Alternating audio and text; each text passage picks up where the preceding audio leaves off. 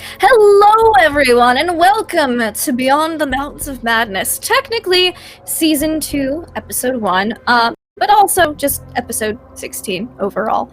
So, the dear lovely Renee, again, she had to leave us last season, so she will not be with us this season, but we still have the bulk of this fantastic, amazing, wonderful cast. So why don't we go around, say who we are, give us a little reminder of who you are going to be playing. Icon words. Crumpler, 64. It's this side now. Yes, I've been promoted to top left panel. Again, I am Crumpler 64. I am playing the character Baxter Wiggins.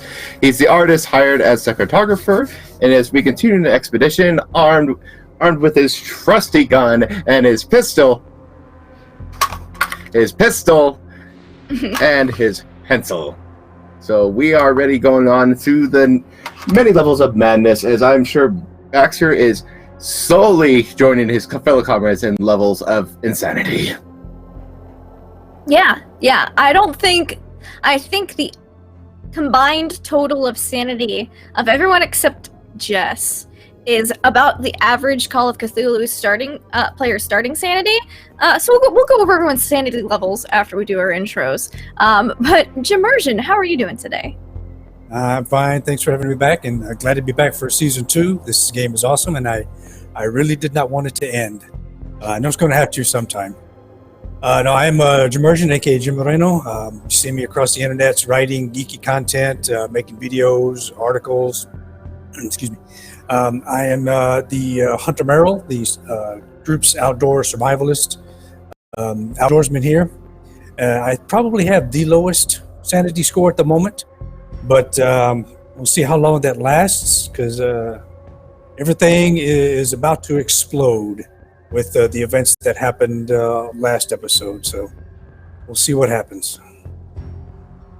All right, that's true. A lot is going to happen this season. A lot happened last season, but we also have Little Cup of Joe, who's a lot of awesome. So, hi, I'm Jess, Little Cup of Joe.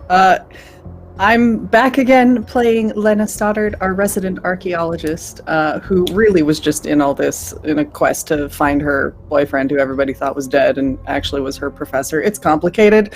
Don't ask too much.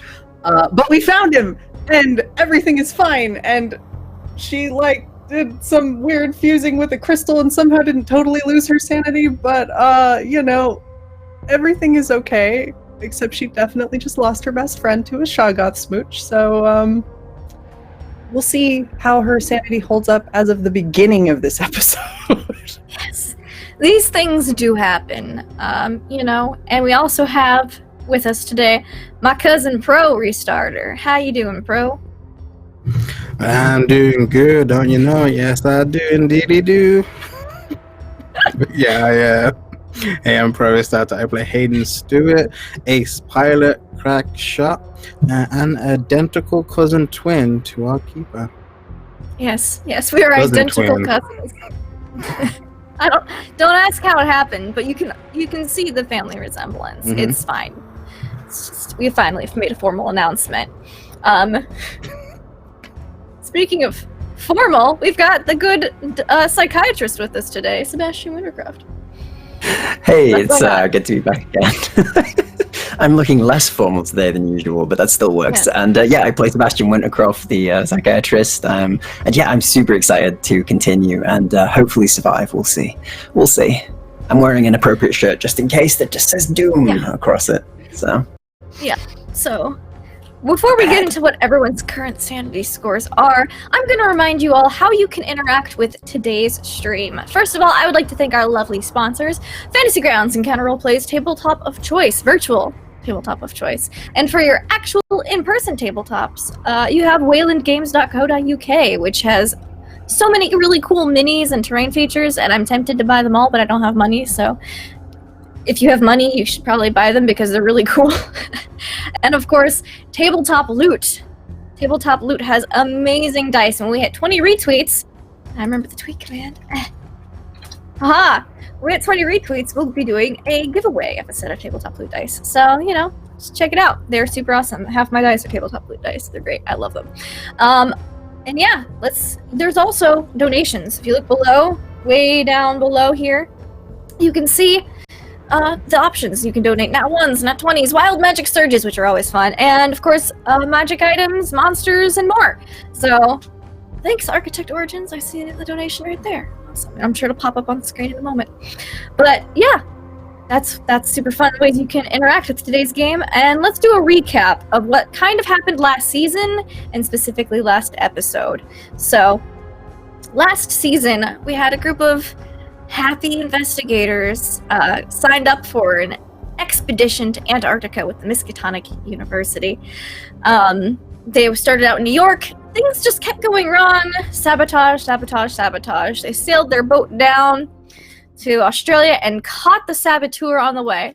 End of problems, right? Basically, they won Call of Cthulhu, celebrated with some kangaroo burgers, and then decided let's do some of the side quests to this campaign, obviously, because we've already won. And so they kept going to Antarctica, and turns out that the rival expedition, Acacia Lexington's expedition, was also having saboteur problems, and thought they handled that.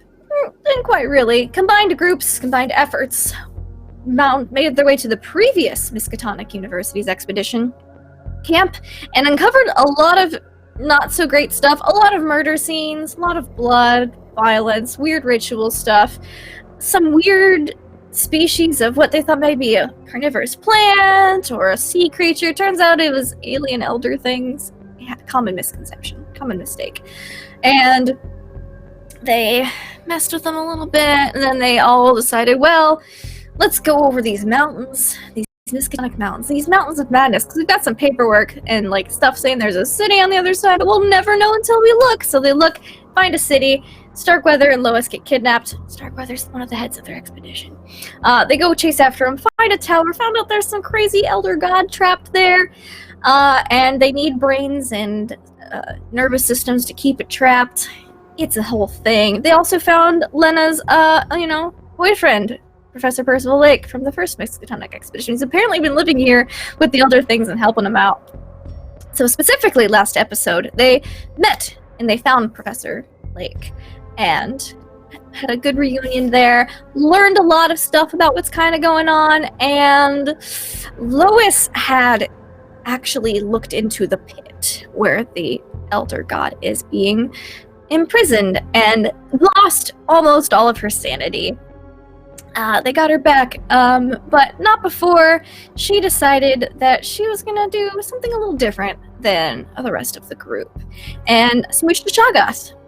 It happens. However, the side repercussions, since it's a specific corpse eater Shoggoth, that is its stat block, it kind of ate her post smooch, and everyone saw that as they looked on in horror, and that's pretty much where we're going to be picking up. But before we pick up, I would love to know what everyone's current sanity levels are. Baxter, what's your current sanity?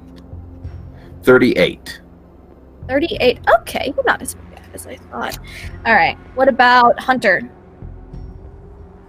Whopping 22. Woo! All right. Lena? 35. All right. Hayden? 34. Woo-wee. And Sebastian? 36. Oh, wow. Okay. All right. So officially I didn't think everyone we're that can see- close. Wow. Yeah. 38. I mean, I they're lost a giant chunk in the last episode. yeah. That happens sometimes in Cthulhu. If I ever ask you to roll a d20 in Call of Cthulhu, you probably want to roll really low, as I learned last week as a player. But anyways, yeah, you guys are in the tower. The tower that is, you now know, is the lure for the trap where the elder god is being kept. And you all saw Lena say, "It's better this way," and get eaten by a Shoggoth, basically. It's slowly pulled in and submerged into this little Shoggoth pool. And you all lost sanity, because that was a bit disturbing. So, we're gonna pick up right there. Mm-hmm.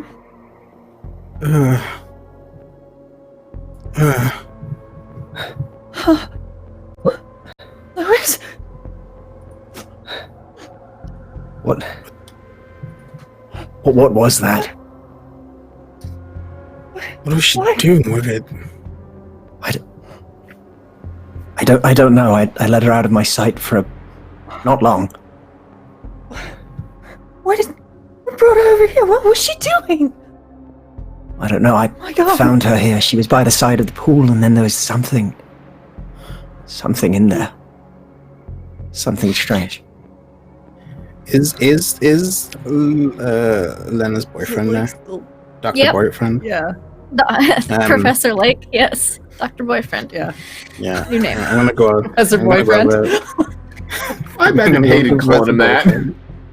Got over to the Professor Boyfriend, MD, and I'm just going to walk over to him and just say, "Where did she go? Bring her back! Bring her back!" I'm gonna start shaking him. I can't. She's God. What do you mean she's gone? Whatever that creature was didn't exactly look friendly. It's a Shoggoth. It's one of the ones that you put the corpses into to extract the materials necessary to prepare them. The tower. So at hearing the name Shoggoth, Hunter doesn't glance, but he looks squarely at this floating thing over his head. It's been there for weeks now. So that's a Shoggoth. Yes, one of the many. I'll walk over, draw my pistol at this pit, and unload. How close do you get to the pit? That's Standing right over it, like 3 feet, I guess. just gonna Okie fire dokie. All six rounds into this thing. Okay. So roll me a dex check just to see, because what's your pistol use score? Let's see. Pistol use is, let me go down here. Firearms is 65. Okay, so you can, if you fan the hammer on your revolver, you can get 3 shots per round. So I need you versus the Shoggoth to just get me a dex to see. Okay, dex is... Yeah, to right. see who goes first. The Shoggoth got a 27. Right, here's first roll of second season. 34. 4. All right. So not bad. What's your max dex? 80. 80? Okay, so you will go first because you have a harder level of success than the Shoggoth does. So you're going to fire 3 rounds in there? Yes. Okay. Give me those shots. Are we about to fight this thing now? Jesus Christ. And I'll fire 3 and then Baxter. Shotgun. And then fire 3 more. All right. I obey So my commanding officer. Roll. Here's my roll.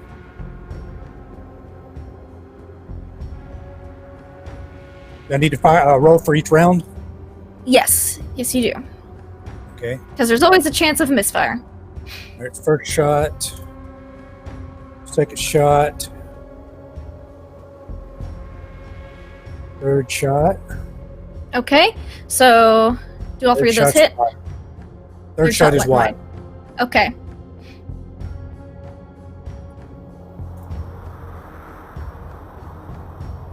Okie dokie. Roll me your damage, please. All right. So my pistol, so it's my 45, so we need to do 2. All right, so it's going to be, whoops.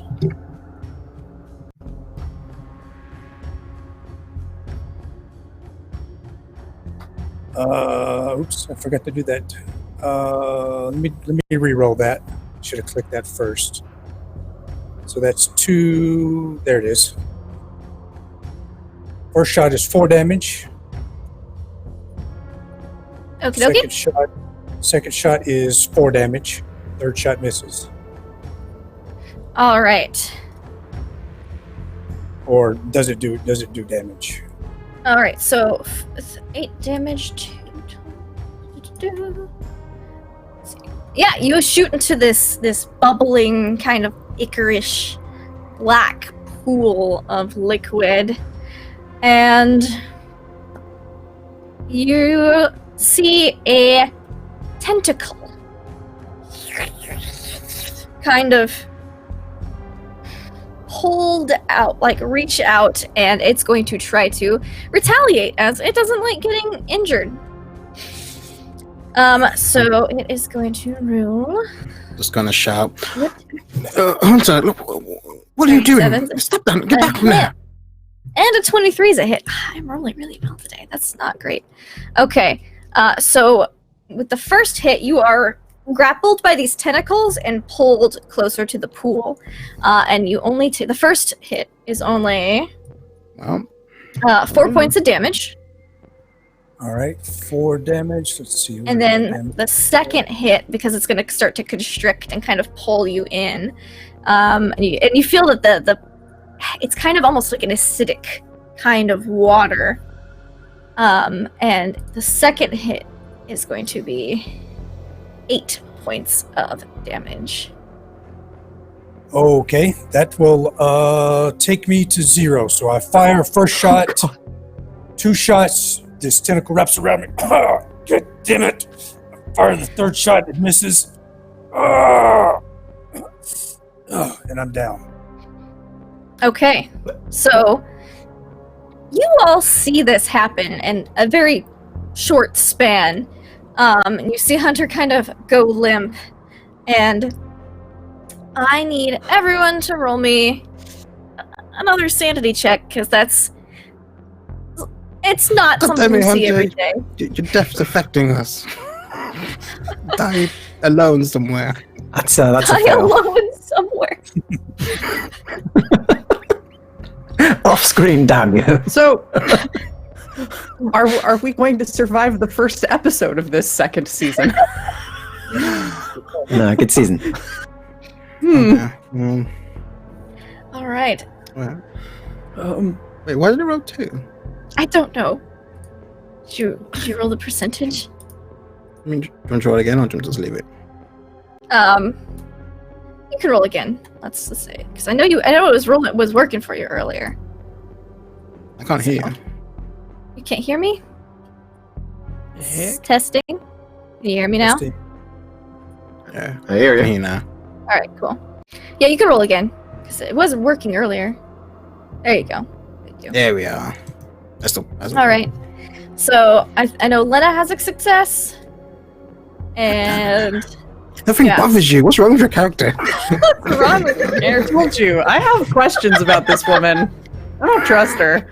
So everyone will lose 1 point of sanity. Lena will lose 0, as you're still kind of just I think absorbing what she's tapped happened. out on death today. Today. All right. So you all see that, and I also need.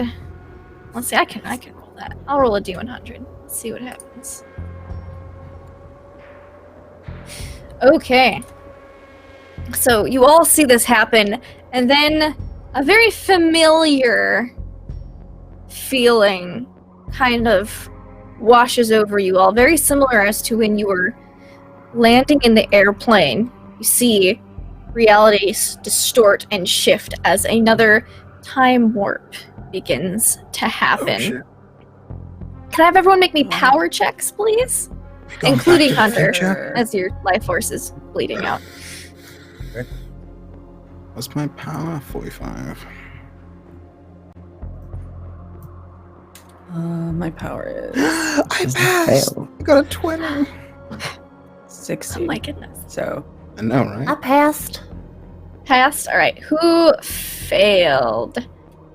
Okay, question. Can luck be used for this?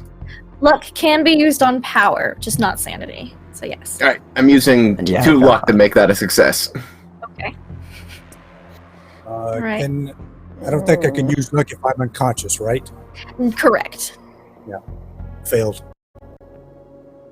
Okay. So I'm out. Makes sense. Okay, so time distorts and shifts. You can see again the tower as it is now. You see the tower in just a state of ruin. You see the tower in its prime, perfectly immaculate and clean, with elder things walking amongst it. And I would like Hunter to roll me a D100, please. Here we go. Actually, it's a luck check. Give me a luck check. Luck check. Okay. Am I able to do anything? Or am I just like, You guys are kind of just like, oh, for a second. Depending on this luck check, we'll see what happens. That's going to be even worse. My luck is way down there also.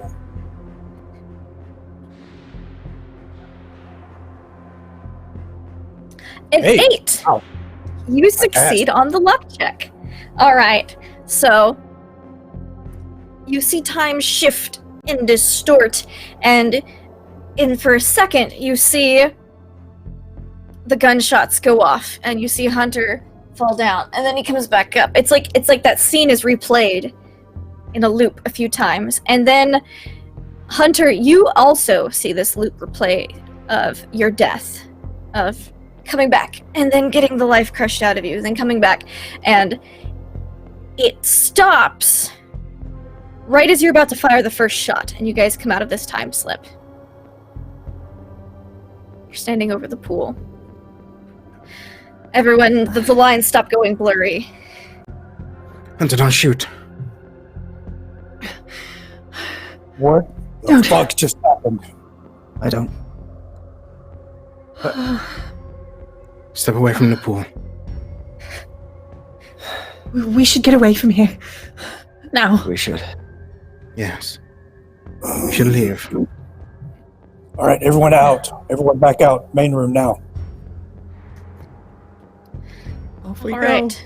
You guys get out of the side chamber. Gee, And we're looking at- I will walk backwards slowly out of the room, never taking my eyes off this. Yeah, it does not move out of the pool. It's a little basin. This is not finished. I holster my pistol and rejoin the group. Mm-hmm. Now, from that ordeal, Hunter, you still take half the damage from that encounter, just not the full damage, as you kind of had to So replay it. Half So of 4, half of 8, or half of 12? half of 12, so 6 Okay. points. All right, So that you're takes me- injured just from seeing that and witnessing that and experience this time warp, but apparently it's your lucky day. Right, well, that takes me to exactly half my hit points. I don't know if that has play in Call of Cthulhu. not right now. Heroes. Mhm. I'm exactly Technically, half it's a major wound, but We should probably like no help you immediate out. effect right now. So it's mostly psychic damage, you say? Yeah, it's mostly psychic damage. If it was like physical, you'd have a major wound, but I mean that was basically just a loop of your death. So it's like, you ache all over, and Brain your brain, you melts. have massive migraine headache. It's bad. What the hell was that? I don't. Did anyone else just see Hunter get crushed to death by some weird tentacle creature? Yes, certainly. Yes. I don't understand what's going on here. How are you feeling, I don't Hunter? know. Hunter, are you alright? I am scooched down into a half sitting position against the wall in this room and visibly shaking. I look like I am about to throw up or pass out, or probably do both at the same time. Both probably. Yeah.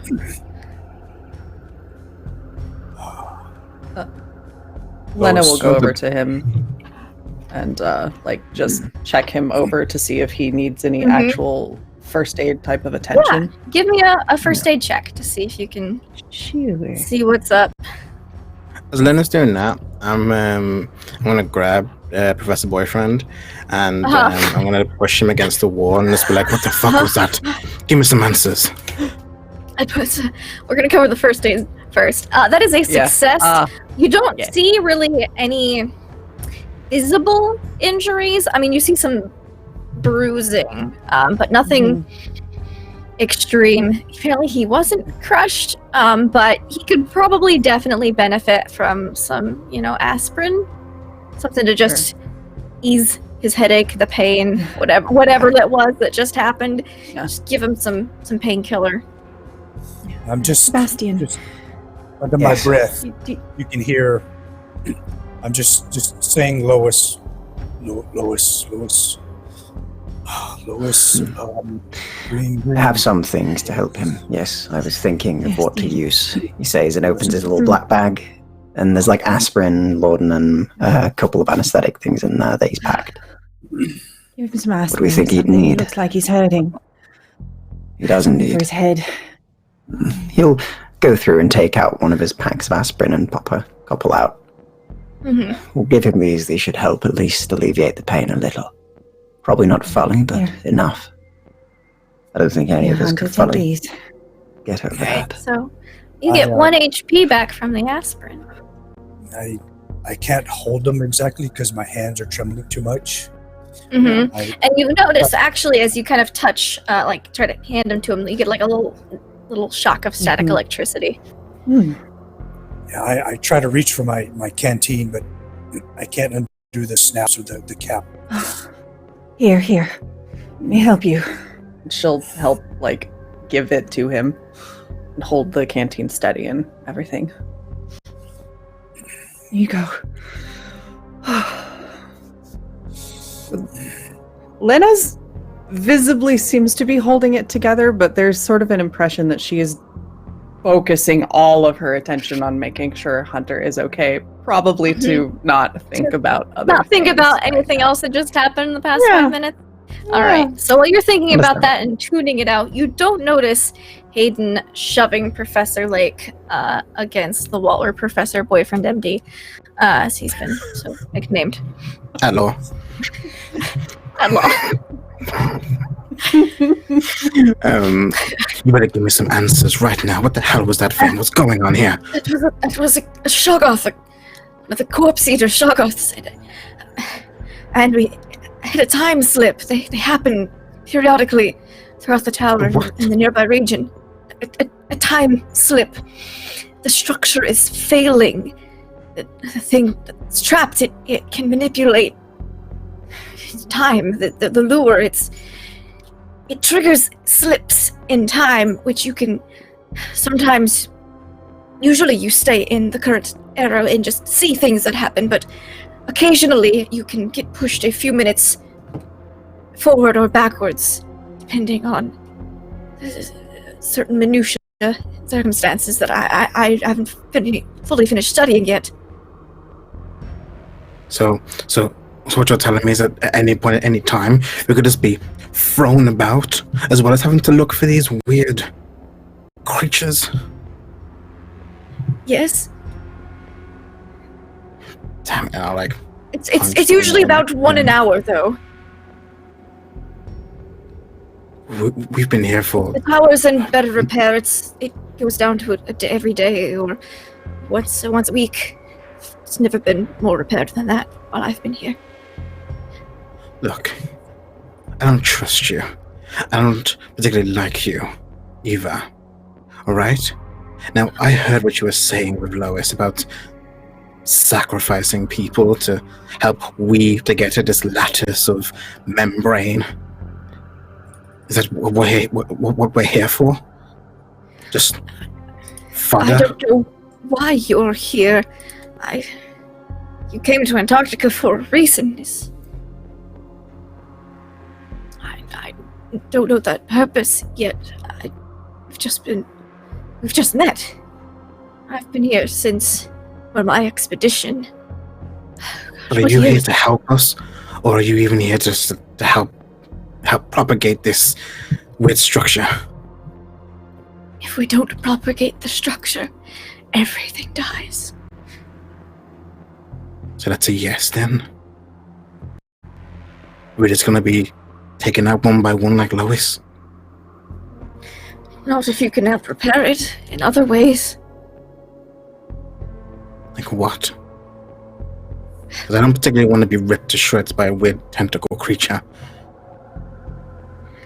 Well, I've been working on studying the crystals to see if I can repair those to a certain extent, and you remember the room full of just the crystals downstairs, which he was touching when you first met him. But the wall does need to be repaired. The crystals, if they can be repaired, need materials and supplies. I think we might have about 2 weeks without a new nervous system to put in, but...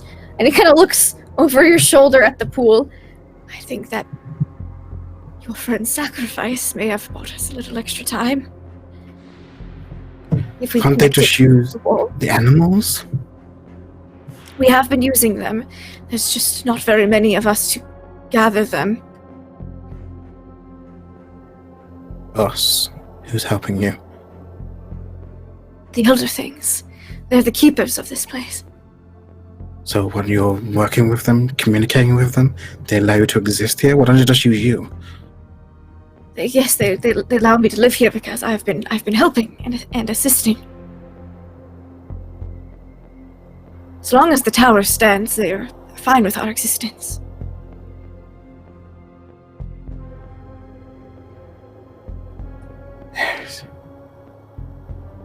I'm not being one of those things.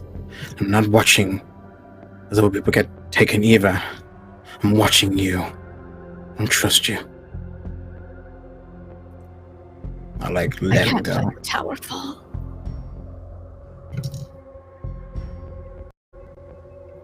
I push him against the wall and let him go. Yeah.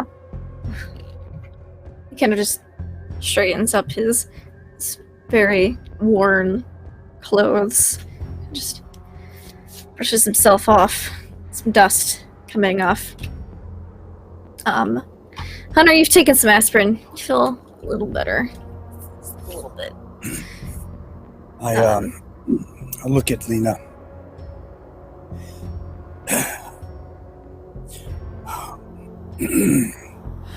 Sorry. I am sorry.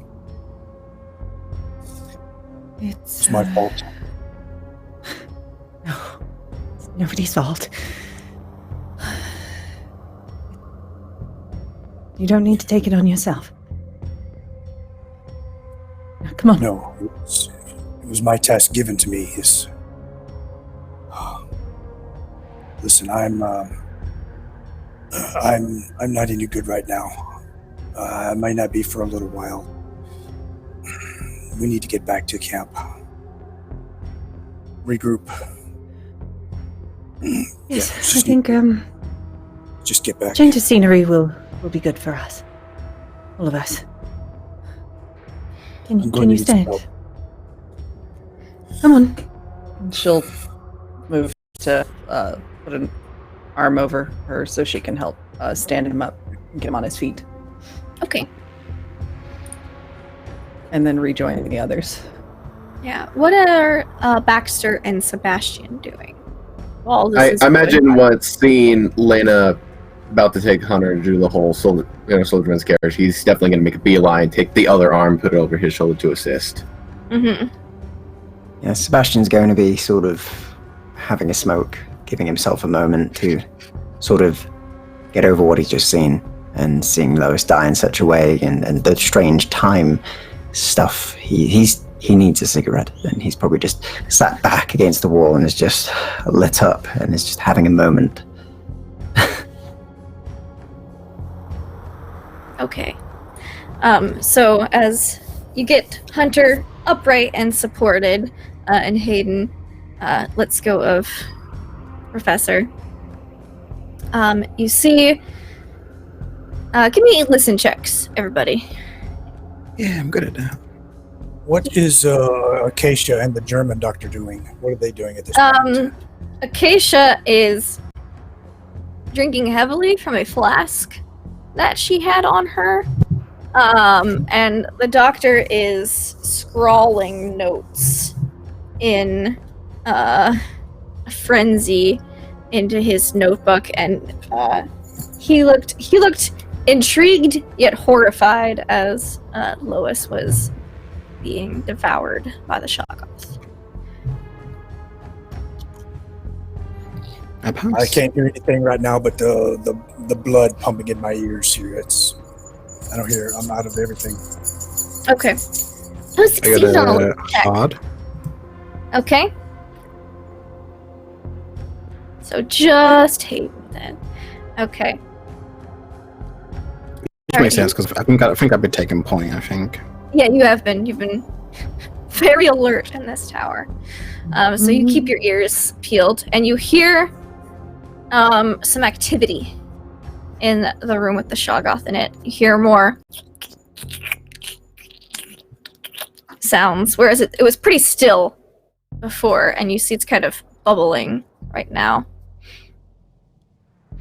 I'm gonna like put my hand up and just gonna peek over to see what's happening. All right, you peek over, and you actually hear Professor Percival go, "Oh, excuse me," and he'll actually enter the room. He'll walk over around the edge. There is a large, appears to be like a bowl made out of penguin hide, stretched over some wood or bit material of some type. Very similar to the bowls you saw in the, I want to call it a gardener's tent, but the tent outside. And he puts it, and you notice there was that slight depression near the base of the pool that has the Shoggoth in it, and he sets it there, and you see get deposited from the Shoggoth pool. You see some tendrils break the water, but they're not tentacle-like. They look almost like thin strings, and then you see a spinal cord, and lastly Lois's head deposited into the bowl. God, Shoggoth has performed its job. I'm so tempted to do something right now, and I don't know if I should do it because I don't know if it's gonna fuck up Lindy's shit and everybody else. But I want to do something so bad. It's up to you. Is it grab Lois's head and use it like a puppet? Because that's Yeah, that's totally it. Just show my hidden talent. I'm not dead, I'm alive. question. That's proof we've definitely lost our sanity. Yeah. I command the weather now.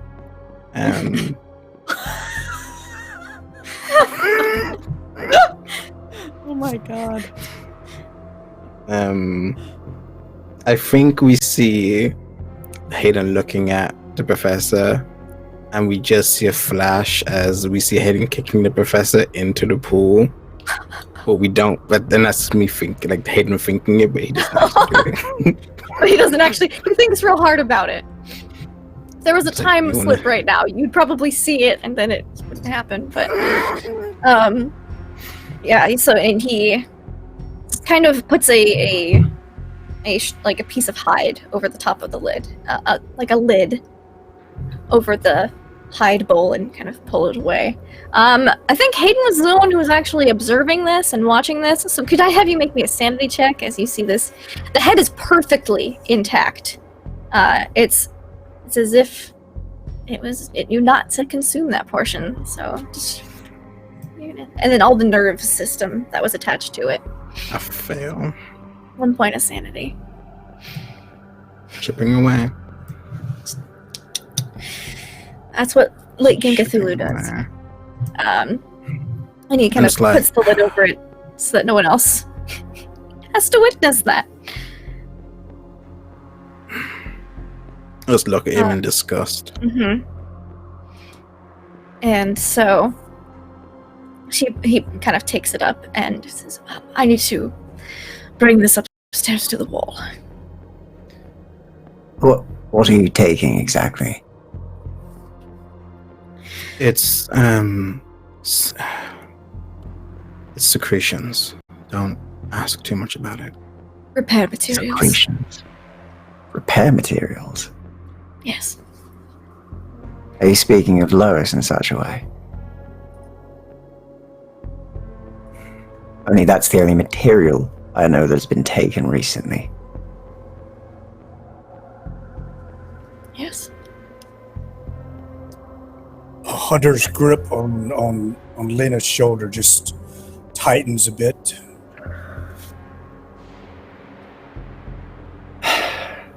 And you went in there to do what exactly?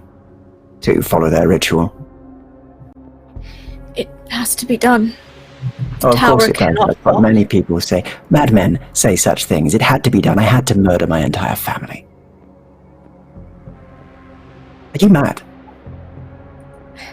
She gave herself up willingly. I don't have And any the tower doubts as to cannot her fall. mental condition being shaken. I'm more concerned with yours, the man in front of us who is going along with all of their games. You don't know what it'd be like if the tower falls. No, I don't. But neither do you at the end of the day. You've not seen it yet, have you? You've just been here for a long time. I've seen it. I could show Have you? you. Then show me. All right. And he'll kind of set the bowl down on a table, and near the side. Come with me to the crystals. And he'll go back down to the floor beneath. Does everybody follow? Hayden does. Yes. Okay. Yes. Lynn, I think you're muted. I am. Yeah, Uh-huh. now we can hear you. She was quietly insisting they don't, but quietly. So we'll proceed. Very quietly. Very quietly that no one could hear. No. Yes. All right. So who goes down with Professor, Dr. MD I think at law? as they're headed down, she will step ahead a little bit because it seems like Baxter's got a handle on Hunter. And she'll reach out and Yeah. kind of grab Sebastian by the arm. Are you so certain you want to do this? All we're getting from the professor is riddles within strange things said, and we've just had Lois pass, unfortunately. I know. Sebastian, it is hard to explain. I have seen it too. It is impossible mind. to put into words. Then I must see it to understand it. I'm sorry, Lena, but all of this is a bit much, and we're not getting anywhere aside from losing more people, having one of our only tougher members of our group, our survivalists nonetheless, injured, and losing Lois. I know, I'm not saying not to, I'm just saying perhaps not right this moment. I don't know how many more moments we have left, but I can handle it. I'm sure. She looks at him dead on. He looks To confident. really be certain and his confidence. He nods. She just kind of looks very confident in this and nods. I'm sure I can handle this. Hayden will Right. kind of like say, how can you be sure that whatever it's showing you isn't just a trick to get you to do whatever it wants you to do? We already know it's been messing with people's minds for a long time. That is exactly This what I isn't wish some to kind see of it. ploy. You can't be With my experience in the mind, I am hoping to see if I can decode if it is that or not. Perhaps this is all a delusion given to them by this material, this crystal, whatever it is. Perhaps it is fake. Perhaps Could be, someone with a learned knowledge of the mind could figure that out. And if I don't, well, that's when we need to be concerned, Hayden. He says and smiles a little bit. With respect, this would be a very, very drawn out hoax. The things I saw match well to the sorts of things they've got all over this place. And if it is not, It'd be rather perhaps strange we to can enact a understand. ruse that far. I mean, really? We see these things. Who's to know what goes through their minds Exactly. Perhaps this is the longest drawn-out ruse in the world. We will never know unless we try. Don't forget, we've had things trying to stop us from coming here. People who seem to have known more than we'd have. If this thing really needs fixing, why would we've been tried to be stopped at every turn, said to keep it sleeping, keep it hidden, not to interfere.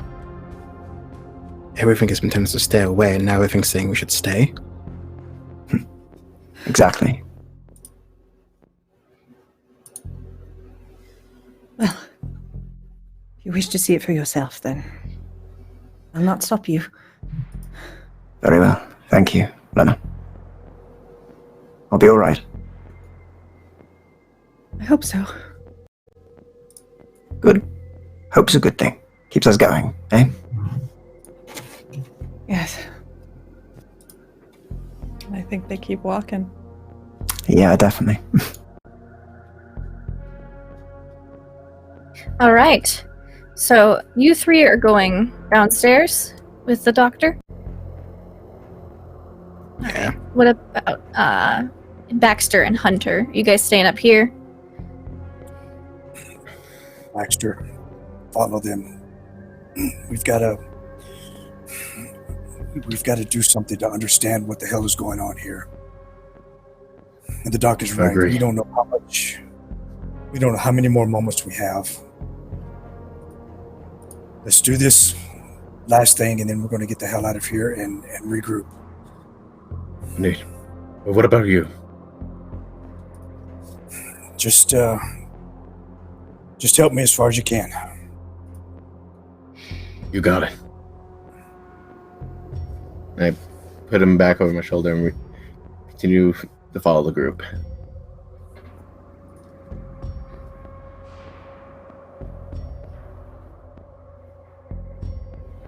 All right.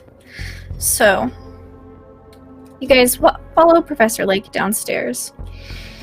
And you come back to the crystal matrices, the very intricate crystals that are just in odd shapes and patterns, but all connected together. You see pieces where they've been shattered and broken, pieces where you see repairs have been attempted, but maybe or may not be successful. And you see that initial kind of spiral ladder that you saw that almost looked like a DNA strand that wound up, and the blue light that kind of is emanating from the top. And he says, we have to go up here. And he'll start to climb up. I'll join in. Follow up. All right.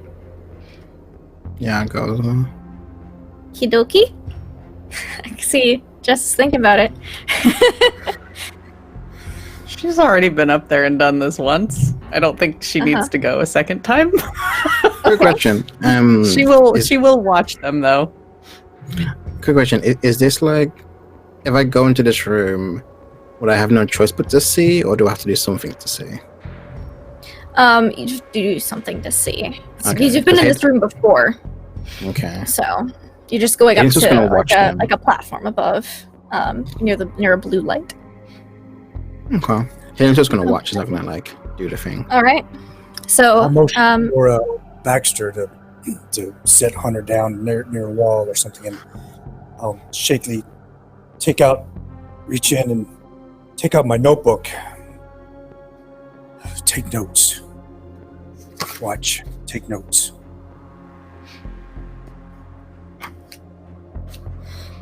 all You got right. it, sir. You mind watching over Hunter while we investigate?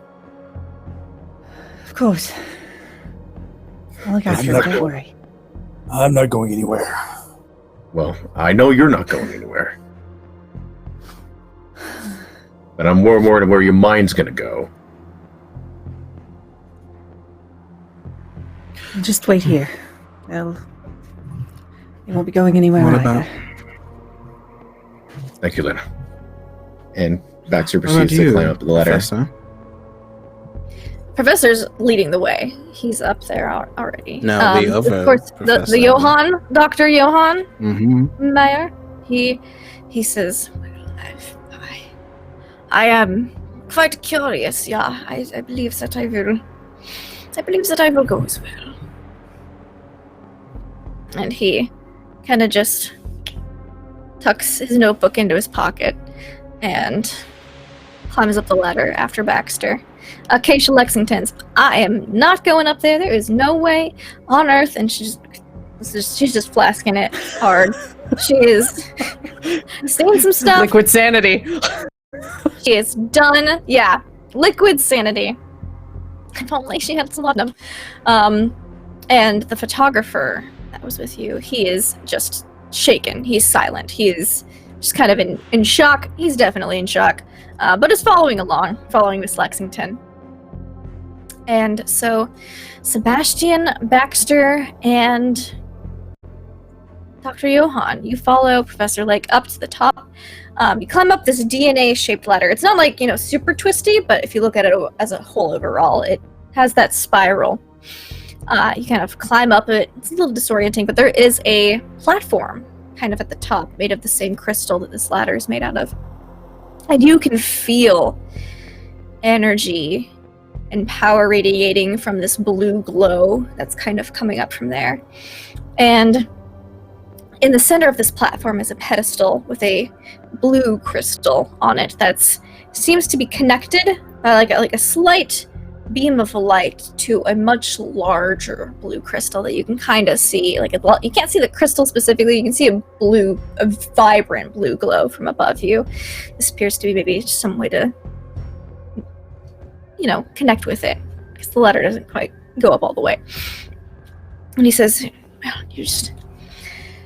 this is connected to the lure, which is connected with time. It allows you to see things past, present, and future. So, also explore different possible outcomes.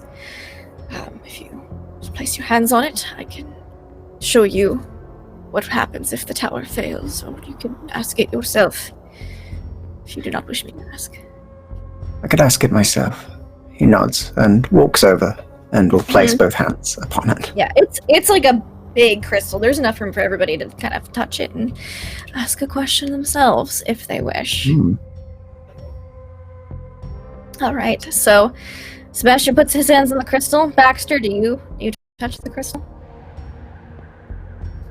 I'm meant to observe, so if anything, I'll wait for after our doctor. Right. Yeah, Dr. Johann puts his hands on the crystal, only like a slight hesitation before, like almost as an anticipation before he touches it. And Sebastian, I need you to make me a power check. I'll use my last crit 20. That's a good call. All right, so you're going to use your nat 20. You kind of hear, not in words so much as a feeling of, what do you want to see? He wants to see the fall of the tower, how it will end. Okay. So you kind of project that. You think that thought, and then instantly you feel as if your whole consciousness is being pulled into the crystal to experience this vision. It's very disorienting. Baxter, you just see him kind of give like a slight flinch, as he did really good on his power check. And you see yourself projected, and you see Antarctica. You see the surrounding area, and you see the light at the top of the tower beacon. It's very faint. It's flickering. And you see it kind of like a light bulb that goes out. Bright flash, and then nothing. And that's when you feel the ground shake beneath you. And you feel heat emanating from the ground. You see the snow melt, and the storm that swirls around you freezes and stops, and then expands rapidly miles and miles until you can't see the edge of the storm anymore.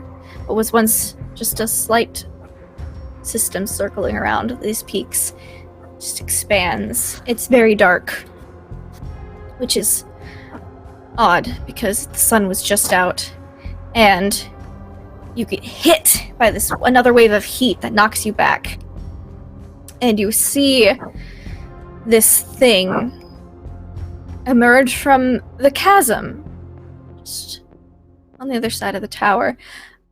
You try to get a good look at it, but every time your eyes go towards it, you feel a force avert them for you.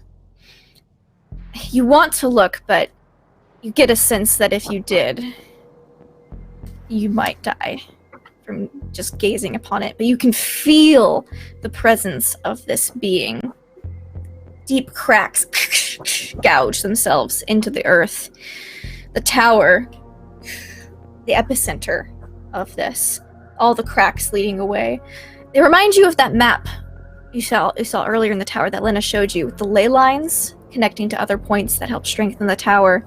You see cracks form along them, and then the tower breaks in half and crumbles and falls. Then you're whisked away from Antarctica.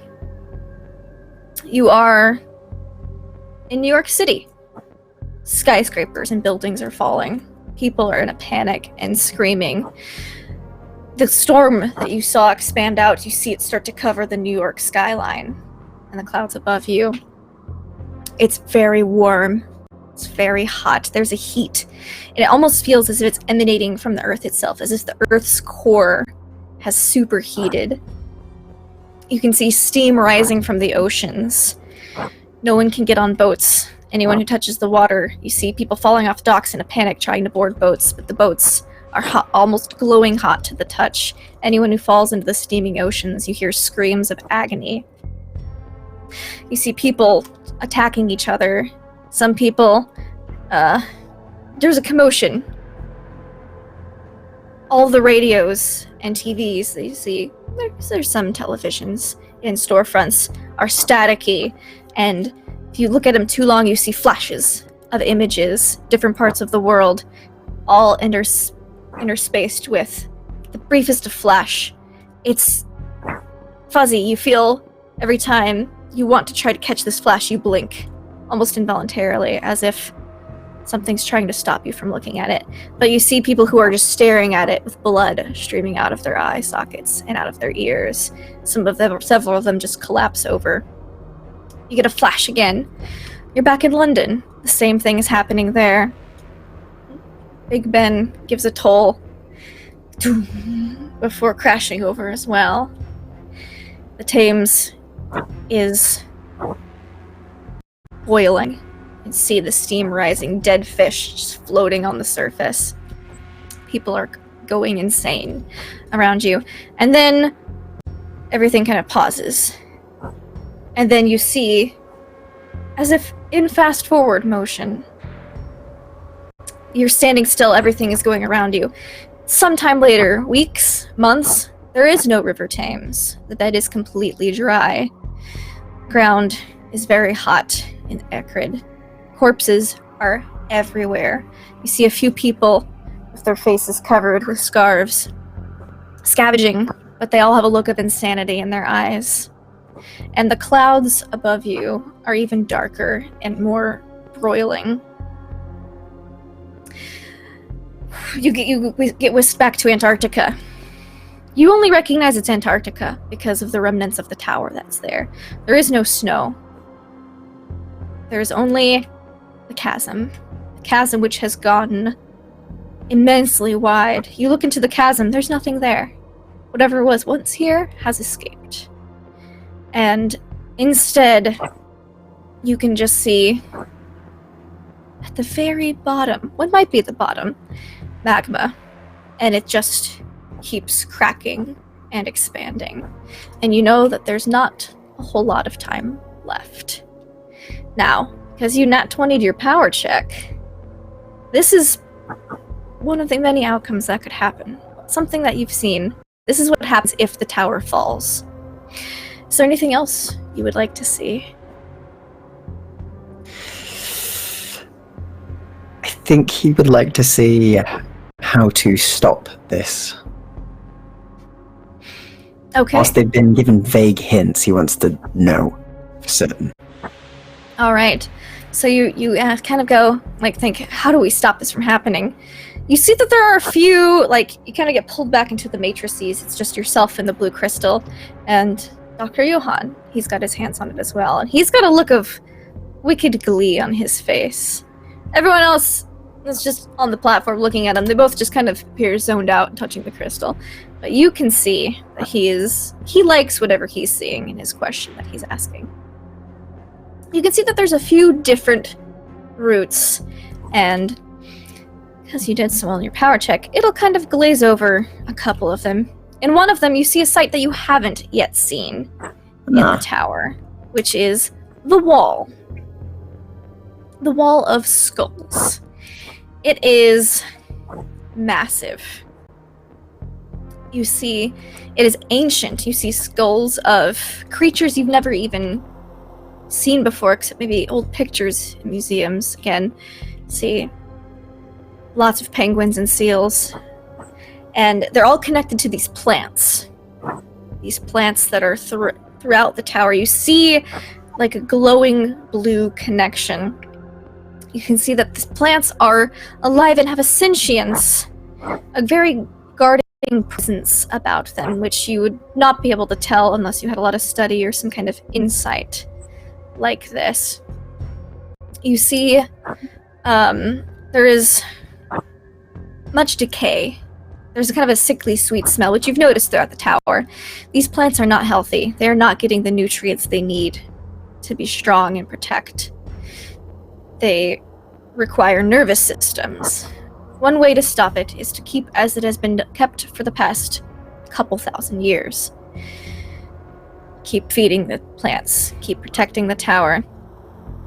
It needs a lot.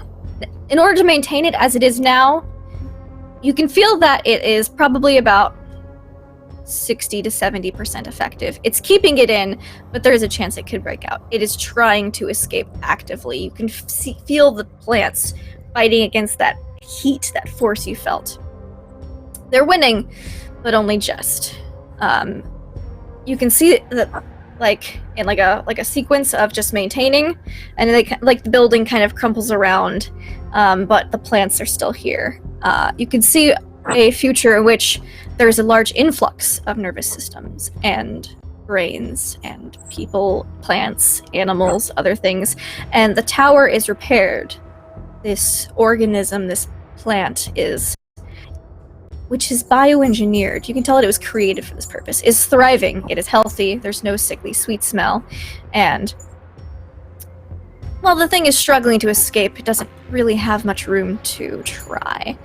And you see, avert from that direction, you can see the crystals, crystal matrices that you are in. You can see that they are cracked, damaged, and broken. This is originally was keeping everything locked in until the Elder God got trapped in, which caused it to shatter and basically, ice age the world to a certain extent. That's what caused that. It was a cataclysmic event.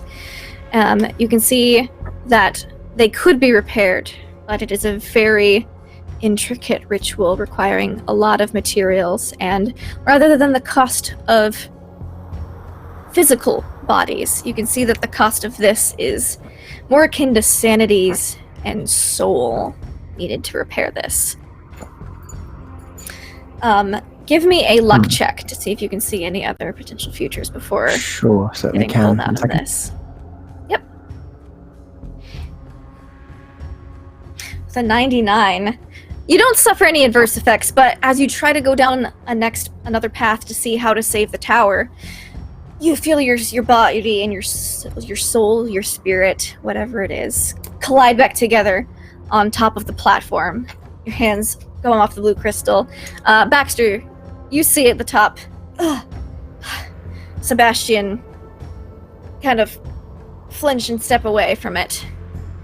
Sebastian, you do not lose any sanity as you use a crit power check. Saving that. That's very moving. I think of the Sebastian, moment you're like right. Sebastian falls, like Baxter's like immediately like beeline to Sebastian. Mhm. Fine. I've seen so much. How many fingers I'm holding up? You're holding up 2 fingers, Baxter. My mind is completely fine. Don't worry. Right. Like I said, I'm A-okay. Just fine. Are you sure? He proceeds to help him. I'm fine, but I believe that there's much to tell all of you. I've You seen kind of how see the look on Percival Lake's face. That kind of like, and you kind of understand it now. That grim resolution that, in his repeated phrase that he said, "The tower cannot fall." What did you say? I saw many things. I saw this tower failing, the light blinking out, this thing from below awaking, flooding out, a dark storm, a heating of the Antarctic, a heating of all the waters, a blackening of the skies that spread to New York, London, everywhere. I saw the Thames dried up and boiled, people and fish killed from it. I saw cracks underneath this as if ley lines and from the magma appearing, the ending of everything. Clear, I saw it. And there was something else there. Something just beyond my perception that I could not see or make out. Thankfully, whatever it is in this crystal averted my gaze, but those who peered upon it, their eyes bled. They seemed to be dying. And then after, the world was acrid, waste, and those who roamed it seemed mad. But I did see something aside from the ending of all of these things. Solutions. 2 of them that I saw clearly. Something else I was to see was just torn away from me before I saw it. But the 2 that I did see, the plants near a wall of skulls, this thing that needs to be fed nervous systems that was previously mentioned. It's weakening. It is around 60% effective at the moment, and this case will fail in time. One solution is to feed it the nervous systems it needs to restore it and ensure that this does not fall. However, that does mean the cost of lives. But there is another solution. One that is stranger, more metaphorical in some senses. The crystal could be repaired through a ritual. Cracks through them. If we were to repair them, perhaps it would hold without as much need to sacrifice as much life for this place to continue. A very complicated ritual, however, and would cost the sanity or its soul, I would say it. But still sounds better than countless lives to feed a nervous system of a plant to keep this going. Said there was something else you saw. Those were the main things I saw. The ending of everything and those solutions. I felt like I was on the cusp of coming to something, but then I was torn away.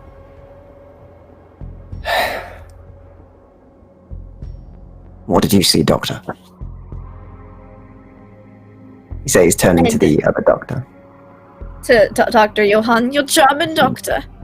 Yeah, Dr. Johann, yeah. By this point, Hayden, you've probably been keeping an eye on the time after Percival Lake told you about time slips happening about once an hour lately, as it's in not good repair. Sebastian was in that crystal for a while. Didn't appear harmed, so no one intervened. But it's been about an hour. And as you turn towards the doctor to ask him what he's seen, power checks!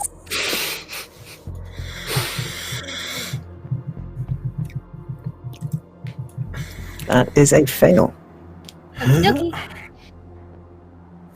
I failed too. Okay. Just let me know if anyone succeeds on the power check. No. Oh, God, man. Okay. I do not possess the luck that passes check. All right. Oh. So, as Does, you guys, yes. Does a case you get a roll? Yes, she does. 'Cause we She's sucked. turned into We soup. sucked hard. She's okay. She's been having that alcohol. She got a 14. She is thoroughly. She's doing great. She's good right now. She's sweet. I'm thinking I need to ask her if she's willing to share that flask. Jeez. But as you guys, Sebastian says, "What about you, Doctor?" As has his hands on the crystal. He appears to be kind of coming out of it as he's kind of turning around a bit more. Another time slip happens, but instead of your areas around you getting distorted, this time you get to see what Dr. Johann is seeing, connected to the crystal, as someone is connected to the crystal during the time slip. You all, you're with each other. You feel fine physically here, as you are in your peak state in crystal form, and you see Europe. Any of you have been to Germany? This looks a lot like Germany. You can see tanks, missiles, hundreds and hundreds, if not thousands of soldiers marching in rank, file, and formation. And behind them, chunks of crystals look very reminiscent to the crystals from the tower, with a big, strange-looking machines. And you see someone giving a speech. He's got a weird mustache. And you don't understand. None of you speak German, so you don't really understand. It's like, you can almost understand, but you all failed your power checks, so no one gets to understand Let's this. into the aeroplane.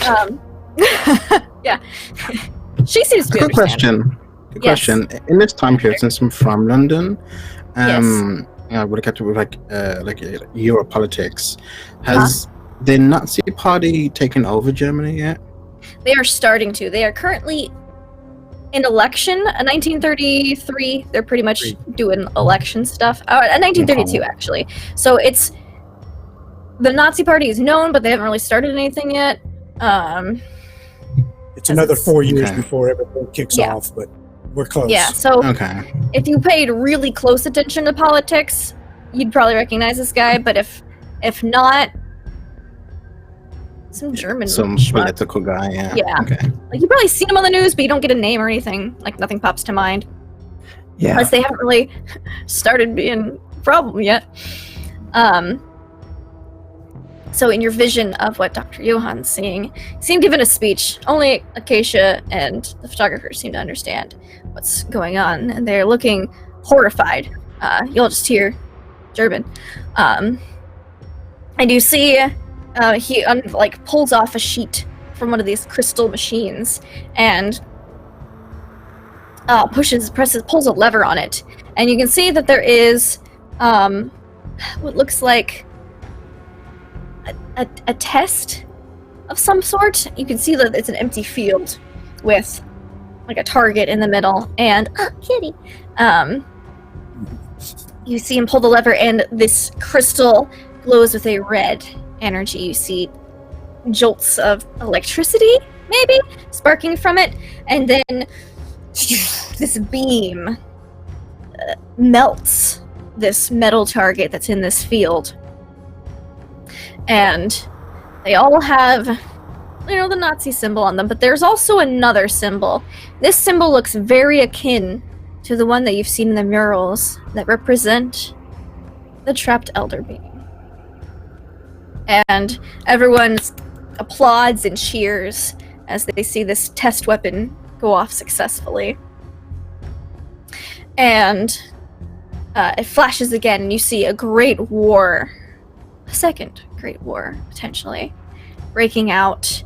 And these weapons, these stolen crystal matrices repurposed with this heat energy. You recognize this energy, Sebastian. This is definitely the same kind of heat that you felt, but harnessed in a fashion through these crystals, just mowing down entire swaths, battalions of troops. You can see the world completely ruled by Germany. They've taken these weapons, they have won, and the skies have gone dark. Very reminiscent to how they were if the tower fell. But, Sebastian, give me a power check. Let's see if you can see the state of the tower currently. That's a success. All right, so you think about it. And you're like, this is similar but different to the ending that I saw. And Sebastian, you are pulled away and you see Antarctica. It is hot, it is barren, but the tower is not fallen. Instead, you see tanks and troops, all German, around it. And instead of a pulsing blue light at the top, it's a pulsing red light as you see tendrils of energy being pulled from the pit towards the tower via lines. And appears that they have made a bargain, harnessed some power. Not sure how. This is a future in which the world seems to end as well, but at a much slower rate. All right. And then you all get pulled out of this, and Dr. Johann is... You didn't see him there. You're probably just seeing what he was seeing. As you didn't feel physically there as much as this time slip pulls out, and you guys are standing back to where you were, and you see him pull his hands off the crystal. Oh, wunderbar. And what did you This is ask? amazing technology. I asked what would happen. Is the tower same as you? I don't think that's quite the case. We saw what you saw. You see his eyes grip his shift rifle like and that? dart to everyone there. It would be We're all looking at him. Uh-huh. Yeah, Sebastian will have rifle in hand. What are you rolling, Hold it Pro? around. I miss all my 100. shots. That's all I you miss got. all. I miss all. I'm probably gonna take You a shot. cannot shoot this guy to save your life. You're like, I'm gonna shoot him in the leg. Hits him every time. Can I take a shot with the rifle? Because this is. I can't shoot you. What? That one is a fumble. So Jesus Christ. I'm gonna need you to roll me a 1d6, please. Oh God. They don't want me to kill What the are you German thinking? guy. He just What's doesn't gonna want you to happen? kill this German guy. We really wanted to kick off the new season with a bang. All right, so you're like, pow, pow, blah, and then like you're like, why can't I hit? And like your last one goes off and He's like standing still. and it hits Acacia Lexington. Could you please roll me your damage? He's standing still. Why can't I hit you? You can't hit him. Ow, the God. spirit around him, so deflecting my Yeah. bullet. Jesus Christ. That's a D10 plus 2. Yep. So Hayden is a pro pilot. Not so good with Not the a gun good though. shot. I'm No. actually really good with guns. I just can't shoot this Uh-huh. fucking Just guy. can't hit that guy. All right. You're really good with guns. You're just not good with Wait, aiming, no. apparently. That was a D8, actually. Wait, All right. is Well, that then roll me a d10. No, that was right. That was right. Okay. All right. So she takes 5 points. You shoot her in the leg, just ow, and she's like, ah! What on earth are you doing? Thankfully, she's super drunk, so she doesn't hurt you that much. But Something bit me. he still feels it and isn't happy. You shoot those shots. Holly, you go for your rifle, Sebastian. Yeah. And the doctor is going to react. You see him. Eldritch power. You see him pull, hold up his hand, and give me that shot. Okay. Here we go. I have a concern. Standing still. And I hit. 13 will hit. Roll me that rifle damage. What is the damage of this rifle again? So I believe it is. It depends on the rifle, actually. That is not Cthulhu, not Cthulhu, not Cthulhu. I don't have my Cthulhu book right here. Oh wait, just kidding, I do. Nope, just kidding, I don't. That's a DM screen. We'll just say it's 2d6. 2d6 plus 4. Cool. Plus what, sorry? Plus 4. Or is it just d6, sorry? 2d6 plus 4. D6, cool. I will get these 2d6 roll for you. We just do this fantasy ground stuff. Here we go. And that is 7 damage. So, plus 4, 11. Alright, Cool. so you see your shot. It makes contact, but a red shimmer is in front of him where he's holding his hand, and you see your bullet kind of slow through it and hit the ground in front of him. So he has somehow negated your shot. It was dead center. It was coming straight for his chest, but this red shimmer hit. And you see with his other hand, he traces something onto the crystal. There's large crystals around you guys, into a reflective large crystal behind him, and say, "Auf Wiedersehen," and just fall through the crystal, just as if he was walking through a curtain or through the surface of a lake. You see it shimmer, and give me spot hidden checks, everybody. Instead of doing that, just run after him. This is just to see what you see as this is happening. It's a success. All right, so That is to see if you can notice, basically. hell of There's a no passive success. perception in Cthulhu, so this is basically That to is see what you like- guys notice. That is like the best success I can That's get. an other than a extreme crit. success for you. Yeah. Anyone else succeed? Baxter? Angry now. All right. No. So what you notice as he traced onto this reflective crystal and fall through it, it's peculiar. You saw the inside of a room, a tent, maybe. You saw a cot. It's almost as if you're looking from a window inside of a house, or a mirror. You've got that nice perspective of some type of living quarters with a cot. You see some clothes, you see a pair of boots on the floor as he falls through, and then, Hayden, you want to try to run after him? Yeah. Give me a dex check.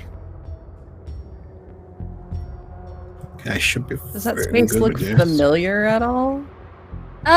Like our camps, or It looks definitely warm weather. As you saw warm weather gear, you saw very like a cot and such. I pass. My dex is Is a it- 19. Okay. But it's not a hard success. So it's just a regular success. So you get there and you are able to kind of shove you, try to run through, and it's almost as if you've hit a wall of jello. And you feel it start to kind of harden around you. But you can see now what appears to be a room. Very cold weather oriented room. No windows. See a cot. See heavy boots, parka. It doesn't look like, because you've been through his room in your camp before. It doesn't look like this is his room in his camp, but it does have German equipment in it. You can recognize a face breather that's on the side. So while it's not his tent, you would assume it is a German Antarctic tent. Can I get through though? No, you cannot. You did not get a hard success. So you kind of see it, and you feel it start to solidify, and you think if you don't pull out now, you'll get stuck here, and it could be really, really, really painful. So.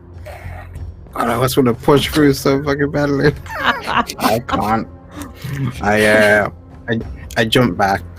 Okay, so you it's almost, you see him kind of stuck in it, and you see like it looks really weird to everyone else, because you see his arm and his face stuck in it, and he pulls out, and it's almost pulling back with him before it solidifies.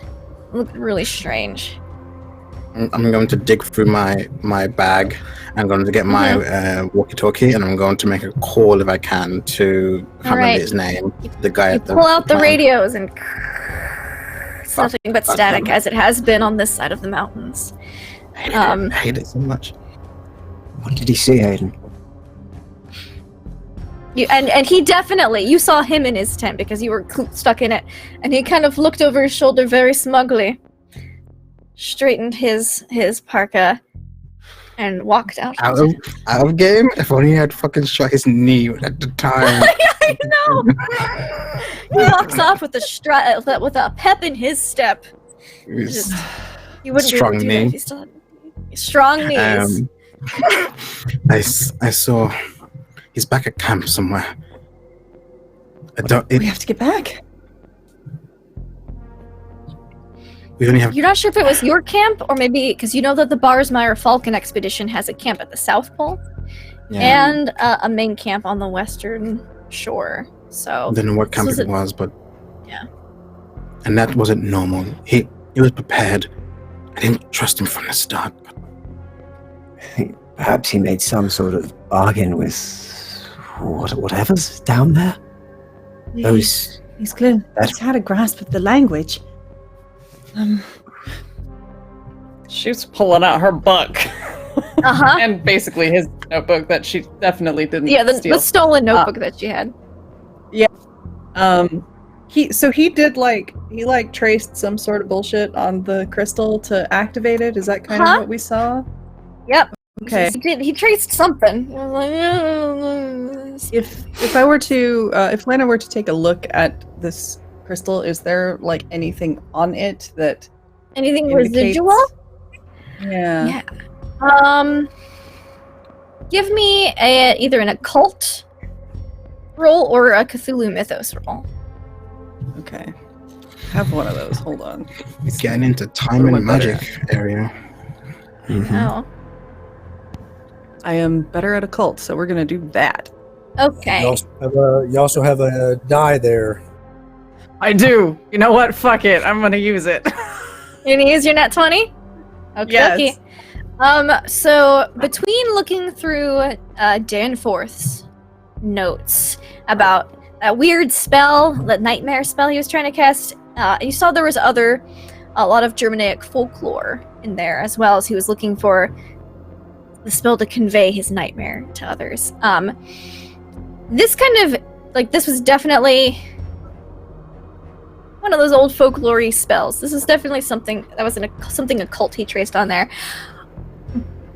But you never in a million years assumed it would work. This is the first time really seeing magic. Because you had suspicions with whatever Danforth was feeding those two crazies in camp, but this is magic is real. Okay. That's what you get for your crit. Magic is real, and he knows how to use it. Okay. Can I do what he did? You can most certainly try. You kind of recognize the symbol that he cast, but he also muttered something. You think if you maybe study his notes, and study Danforth's notes especially, because he had a lot of references and things he was studying, Okay.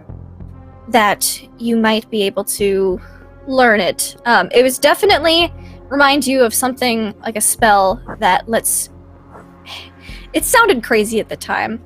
Lets you travel through reflections. All worlds reflect another is what Danforth had written a few times in his Insane Madness scroll.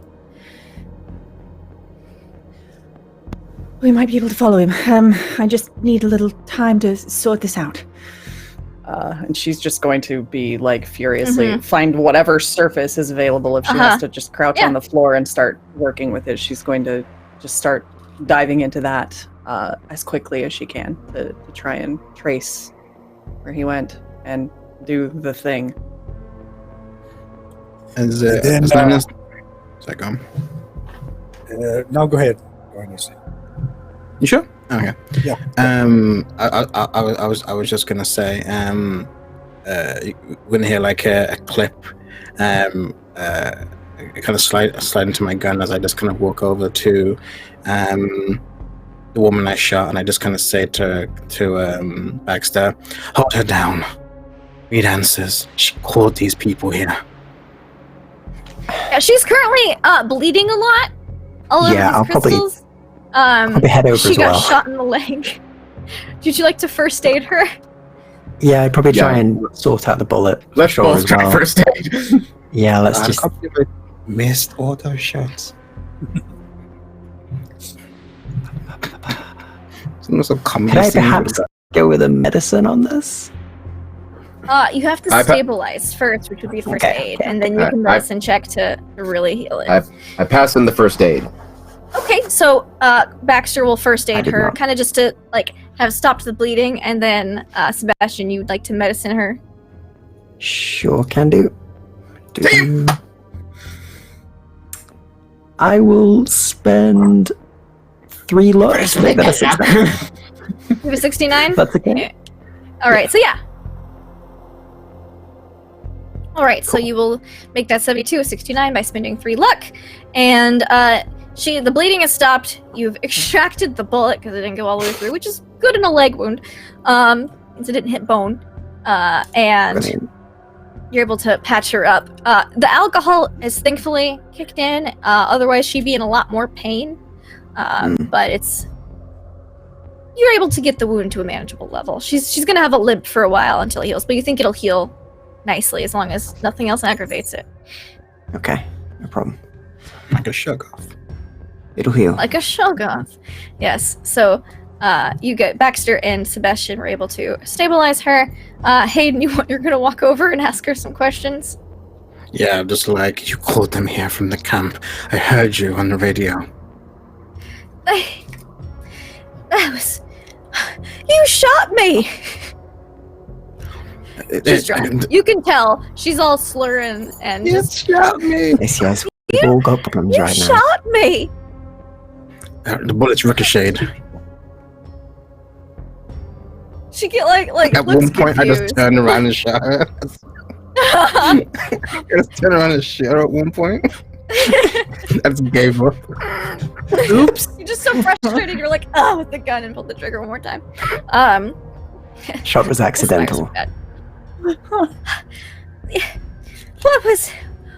What was that we saw? Good, Lord help us. Good heavens, please. Why did you call them? Are you a part of this? No, they contacted me months before my expedition. They wanted to collaborate. Said they thought it was great though.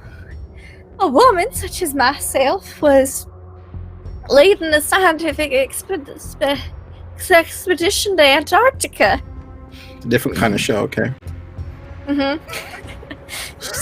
All slurry. And so we had a few meetings, but I didn't want to ride on their boat because they were government funded, and you can't associate too closely with Germany. It's not good for your image. So we agreed to meet up once we'd all made camps to collaborate in scientific efforts. And I never expected. What was that we saw? She's definitely huge eyes, rambling, really surprised, in a lot of pain, very intoxicated. Yeah, could I try and calm her? Sort of talk her Yes. down a bit? Yeah, give me a psychology or psychoanalysis check. Certainly can. Maybe convince her that the German shot.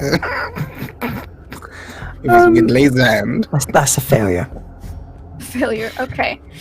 You were unable to calm her down. The trauma of being shut, the trauma of seeing all that she's seen today, with what she just saw in this Nazi world revolution future of harnessing eldritch powers and energies, plus what appears to be a lot of djinn, just not a conducive combination. Oh, that, and you're pretty shook yourself.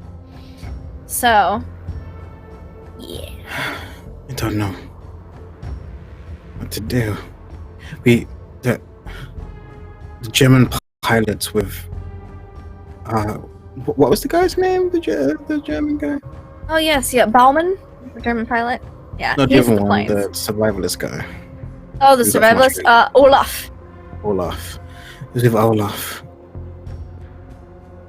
I told him to keep watch just in case, but I don't know who's involved. This is complicated. And I don't think we have long to dally on this. I think we need to deal with something, sort out something here sooner rather than later. I worry about that man escaping the things he was seeing, the things we were shown. We can't let that happen. No.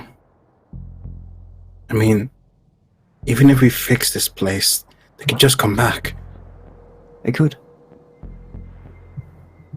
This place failing would be a better future than them having harnessed it.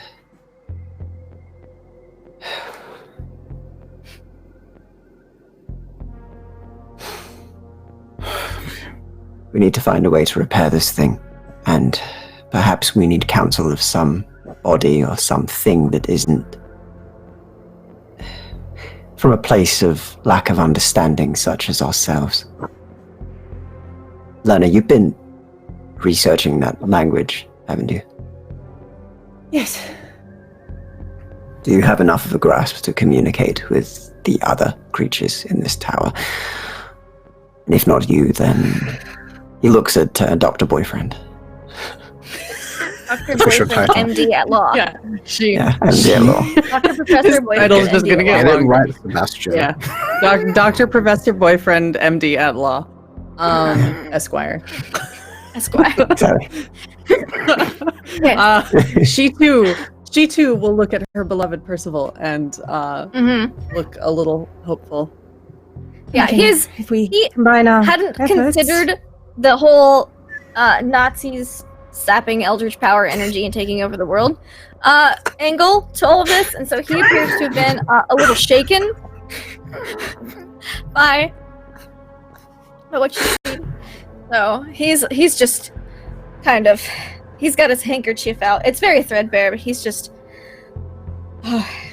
First of all, yes, my dear, yes, Lena. I think if we put our Can't brains let together, that we happen. could- And he points to the crystal No. where he went through. No. We can't let the Cannot. tower fall. And we definitely can't let that happen. No. Do you think? Do you know enough of the language to communicate with them adequately? Yes.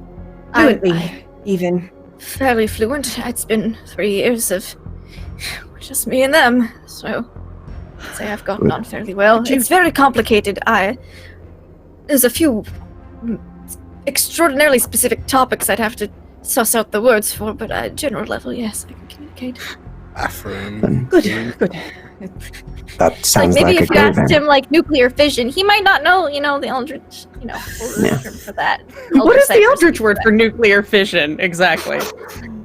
He might have to, talk that one out, figure it out. Be like, write it out, but spell it out for them. And Eldritch cipher alphabet. He will play Pictionary. Yeah, they'll have to play Pictionary for a few things, but Tank, All right, we got crystal, wall space, right? boom. yeah, he's conversational. He's definitely Charade. he's Can we do almost that? fluent. There's only a few minute specific topics he'd have to kind of suss Yeah. out, but he's got it down pat. That's basically all he's been speaking pretty much since becoming here. So And I say perhaps we Learn by communicate survival. with them. Yes, yes. my priority is quickly shifting. So Well then, I guess the question is, do we all go, or do we send representatives to go and the rest as a safety buffer down here? Only they were Anyone who kidnapping agrees us. to help the tower is protected from Then harm, as we we're working will- towards a common goal, do we all agree? and they need all the help they can get. Yes. even more so now. Very well. There's not many of them left, at least here. So We killed one already. We did. Yes. They killed one of ours, technically. We can find the word for it was an accident accidents happen sometimes. They Yes. understand that. Then, Having shall any we? kind of gestures to the bowl, that will. Yeah. They won't mind. We have repair materials. Then, I was trying to see if I could suss out this magic Oh, to open up the crystal. Perhaps we could follow him or something, but I don't know. Is it not worth our time? I think it What do we do? is. I don't know where we're going. If we go out there to where he was, we'll be in an encampment full of Germans. Can we prepare it? Can you take the notes down in detail? We can speak with those things, see what they say, and then perhaps follow them afterwards. If they've gone to a camp and we have a way there, at least we still have a lead if we were to follow. If there's a way to open the way, it couldn't hurt to have it, yes? Indeed. Perhaps, if we can, convince those creatures to come with us. If they want material, it's more than enough over there. As a doctor, I can't agree. But I am not disagreeing. I don't want... Got some reservations about that, but after what we saw, If the Germans want to harness that energy, then why not feed the Germans to it? Yes. Let's let Johann experience his full research. Indeed.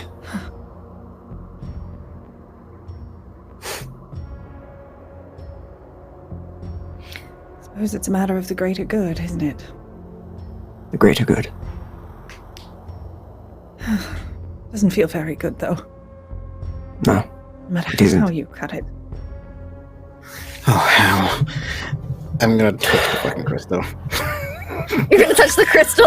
Okay. Hayden! Make me a Oh, power go. check, please. I'm gonna crit succeed. Since We're I just can't gonna get hang out some in gaps out.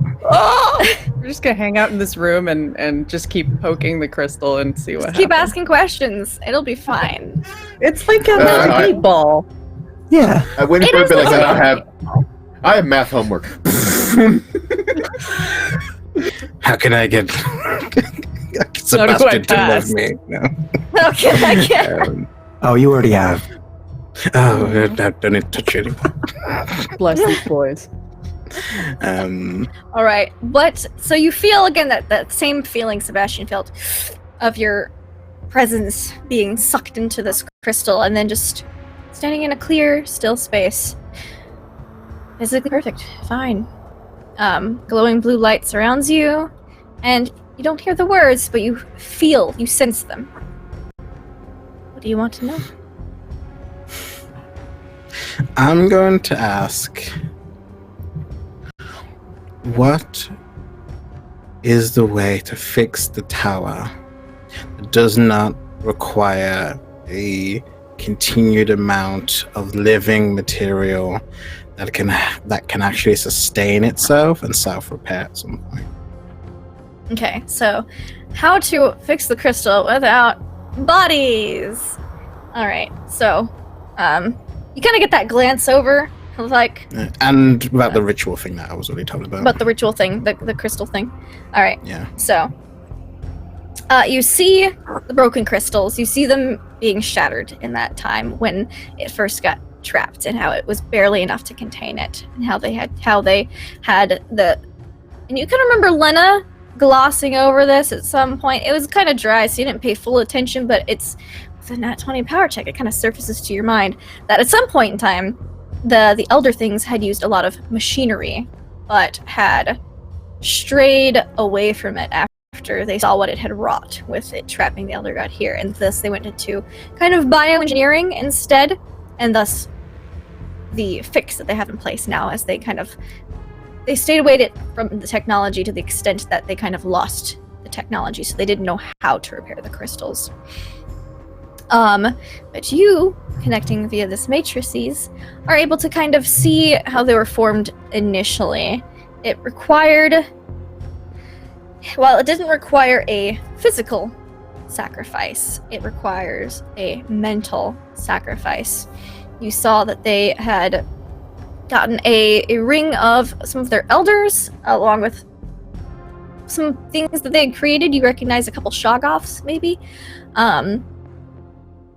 Just their psychic energy and their souls crystallized and turned through this ritual, which you can see is kind of detailed out for you. You have to collect people. You have to draw out this circle. You have to acquire certain materials, smaller pieces of crystal. Thankfully, there's plenty of shattered crystal around, so you have that on hand. The hardest part is getting it mathematically correct. It's a very intricate diagram. Thankfully, not 20 to your power check, so you don't have to make any checks to kind of recognize this. But it would take some work to recreate. The outline does have to be, the circle on the floor does have to be done in some type of living material, organic material, either blood or... Oh, does this remind me of the thing I saw in the... It does. It does remind you of the circle that you saw in the hangar number 2. Yeah. It reminds you very much of that. You're guessing that one didn't quite succeed fully, as they didn't have many of them. And you can see that the ritual here requires at least 9 people, if they're to survive, at least 9 to contribute sanity and soul, which through this ritual gets crystallized. And you realize this tower is living, whether physically through bodies or spiritually and mentally through these crystals, which is, you kind of feel that connection to the original circle of elders, of the elder things, who contributed themselves to build this contraption initially. So you know the ritual. It takes a lot to cast. You're going to need 9 people that are going to survive, but the toll will be heavy. If they're not in good condition mentally, it could still break them or kill them. You also see a version, because you specifically asked about this ritual, where you have a lot of people. Some of, at least a score or 2 of people. They'll take some slight penalty to mostly memory. They seem to forget a lot. It takes a lot of people, but they will also make the crystals as well necessary to repair the matrices that has been broken. So there's variations on the ritual that you can do depending on how many people contribute to it. The more people that contribute to it and the more you take, obviously, the stronger and more intact the crystal is going to be. In order to completely and fully repair the tower, you're going to need a lot of people to contribute. But to get it to a at least stronger position, which they don't need as many physical bodies to kind of supplement it, you don't need that many. Maybe, the smaller amount of work. Does it seem like it needs to be willing people? No. Okay. It does not. They just have to be in position. As the Shoggoths didn't seem particularly willing. And you know that Shoggoths were created to basically be slaves to these things, so. Okay.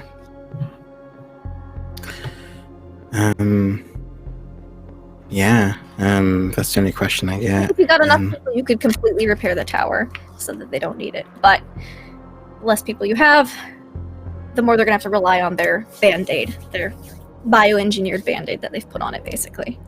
Like 20 up? Yeah, you're going to need more than 20 if you want to... Okay. And drain them down if you want to do it. Okay, then. Yeah, I think I kind of like see this. And I'll give you full specifics before next session. I'll detail it. I'm like, this many for this. But it's definitely. I totally love it. I love it. I think as I'm coming out of it, you're gonna get there this session. That's why I don't have it all. No, I don't know.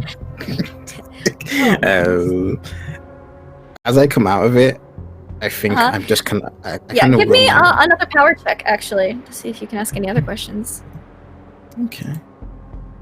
Because you technically get 2, but you hyper-focused on this, and it's very detailed, so... Yeah, but if you succeed on another power check... I got a 6! What do you want to know? Fuck, this place loves me. Oof, okay. So this is that.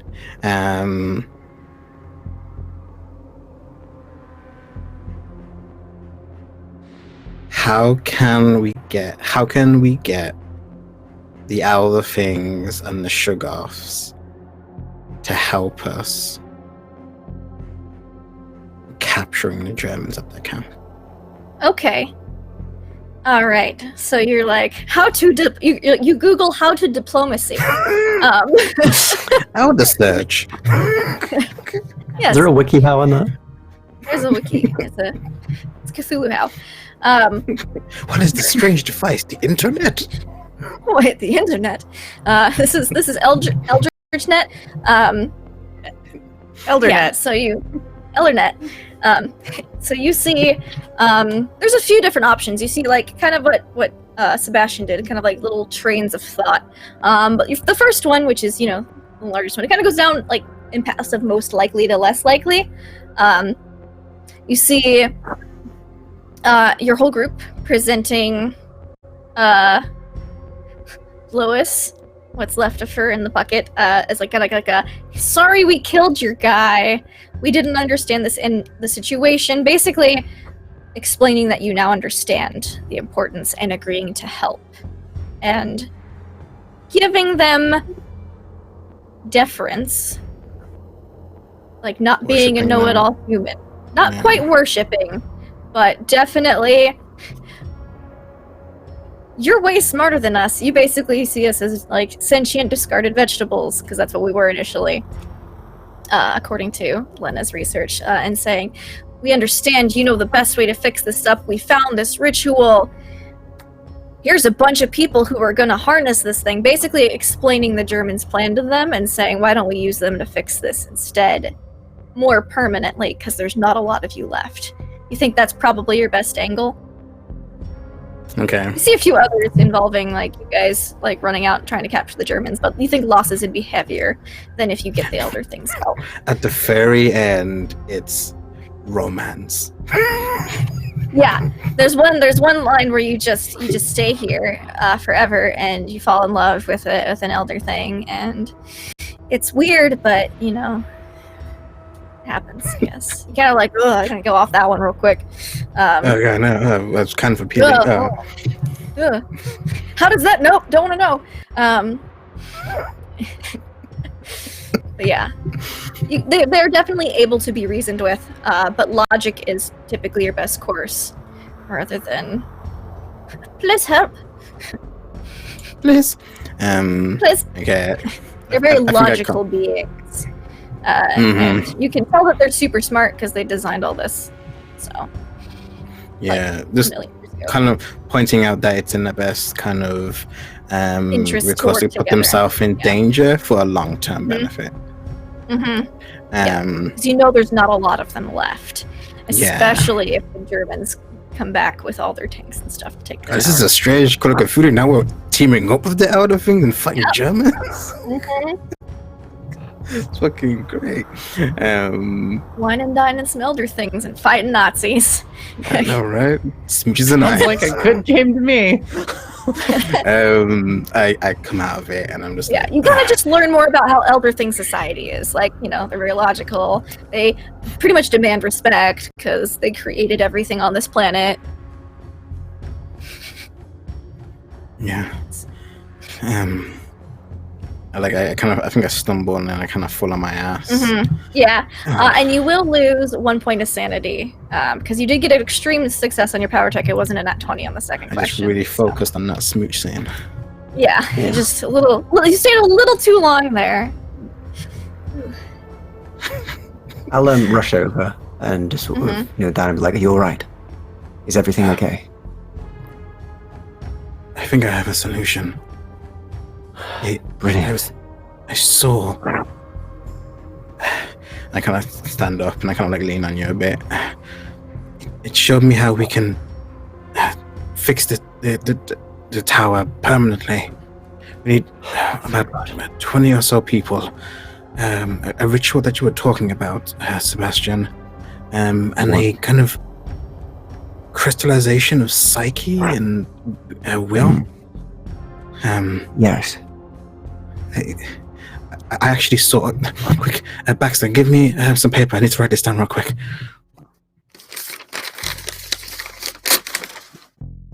Thank you. And I'll like start writing it as much as I can before, like, because I'm not like a scientist. I can't. You're not a scientist.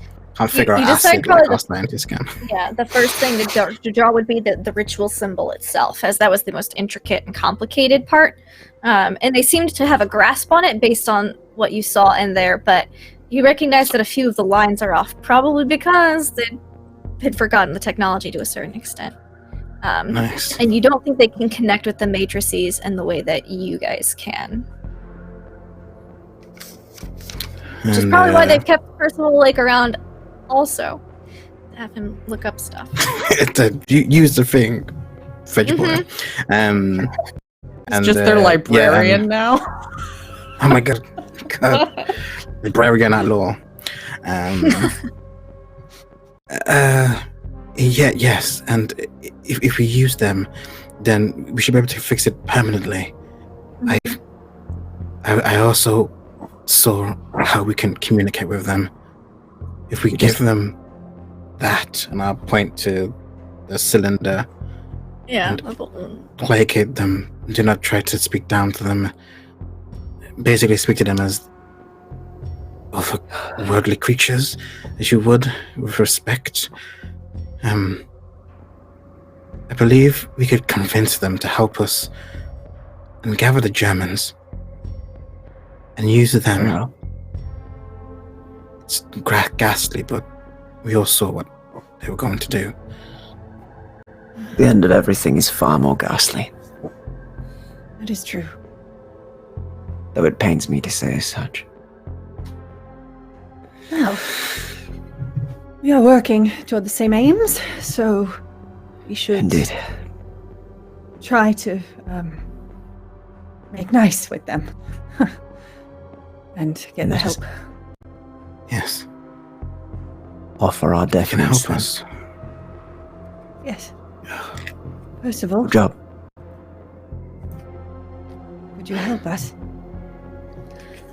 Yes, if I've been trying to study the crystals to repair them, but I must admit I haven't gotten terribly far. Connection is it's tricky. He kind of gestures towards the crystal.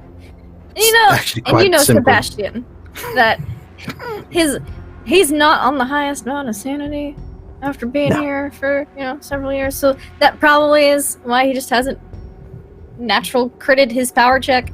So probably due to his shaken state. Having to eat penguin and seal in Antarctica and live with elder things for 3 years, it'll kind of rattle you a bit. Yeah. It's gonna be an amazing study. These new bloods come in and just ace everything. Yeah. If we can tell them and convince them that it's in their best interest to put themselves in danger for a long-term solution, I'm sure they'll see that most logical than a temporary band-aid. I believe so. We can try and convince them regardless. So, I guess we don't have much time for this. Perhaps we should move. Yes. Good. Right. Maybe a moment, though. He says he'll take out an aspirin for you, Hayden, and be like, just take this. It'll help with the head pain. Thank you. He'll take it, and he'll kind of linger in his look. He'll look at you, kind of pat your shoulder, and then turn and just get going to climb down. How's Acacia looking nowadays? She's not bleeding everywhere, which is good. She's mostly I just want to know if we can steal her flask and like take some of it. give me like Either a charm, persuasion, or stealth sleight of hand roll. One of those 4. Because there's multiple ways you could go about this. I'm taking a This class. is true. Charm, persuasion, stealth, sleight of hand. She's in a pretty pliable state at the moment. So Yeah, I think Lena will go over to her and just to check on her and seem a little rattled herself and just sort of be like, quite a lot of information that's come about. How are you doing, Miss Lexington? You all right? I've been better. I can't wait to get back out of this frozen, hellish wasteland and just not get shot. I've never been shot before in my life. She kind of looks over at Hayden again, like, how dare he? Mr. Hayden, everybody's nerves are a little bit on edge right now. Speaking of I believe nerves, everyone's nerves are a bit on edge right now. Good heavens. that is very true. Speaking of which, I don't suppose you'd mind sharing a little bit of yours, your nerve, as it were. Well, I mean, give me that check. Yeah. Lady I'll to give you lady. a plus 20% because she is pliable right now. Yeah. Oh, she didn't need that. She's just like, the things we've been seeing, I'm not sure if you... Just take it. She just hands you the flask. Thank you so much. I don't even know what I'm seeing right now, and it's just a bit much. I just want to go home. I want to... Well, we're my going butler to to bring me breakfast in bed. I don't want to get out of bed for a week. Well, we're going to endeavor to do our best to get everyone back home safe. That's good. Yes, better should, because I am a celebrity. I do not belong here in Antarctica. Indeed. Well, I wanted to be an inspiration to women everywhere, and this is what happens. I understand. Adventures suck. Believe me, I understand. I was hoping for much the same. Oh, though granted I'm not as famous as you. Marry some wealthy man and just settle down and never leave my house again. Mr. Starkweather, perhaps? Except for... No, he's the worst. He is rude and pig-headed and stubborn and probably dead by now. Who even knows? A psychiatrist seems wealthy. Maybe I'll just woo Mr. Winchcroft. Yes, but I do believe he's mourning a lost wife. Actually. Well, he can have my shoulder to cry on. Of course. I'll make certain that I'll let him know you've made that offer. In fact, I'm going to give him this with your compliments. Yes, that should definitely begin the wooing process. She will head over super to, wasted and shooketh. Shooketh and wasted. All right. Lena will rejoin the others and just offer and it was not quiet the too, so pretty much everyone heard it as well. Well, Sebastian, the offering of courtship from Miss Lexington. Might as well. He takes it and then we'll just kind of neck it down, and then afterwards we'll look at you and just go, "What? You what?" I think she wants to marry you. That is moving fast. Well, good we've all been start. through a lot. He kind of pops I mean, it away. alcohol is a good start. Indeed it is. I have some medical alcohol, but nothing for drinking. Right, well, drink up your nerves and share. Certainly. That's why I grabbed it. Oh, yes. Let's get ourselves situated and take care of things, shall we? And as you say that, Let's. you guys hear the crackle of electricity. And you look and you see from the crystal that Johan disappeared through some red sparkling crackles of electricity. Now, Sebastian and Hayden, you two have touched the crystal and had multiple questions answered. You see what looks to be a red, almost ethereal, translucent eel slither out from the crystal as if it's materializing. And you recognize this red energy as something very similar to what was in the dystopian eldritch Nazi future.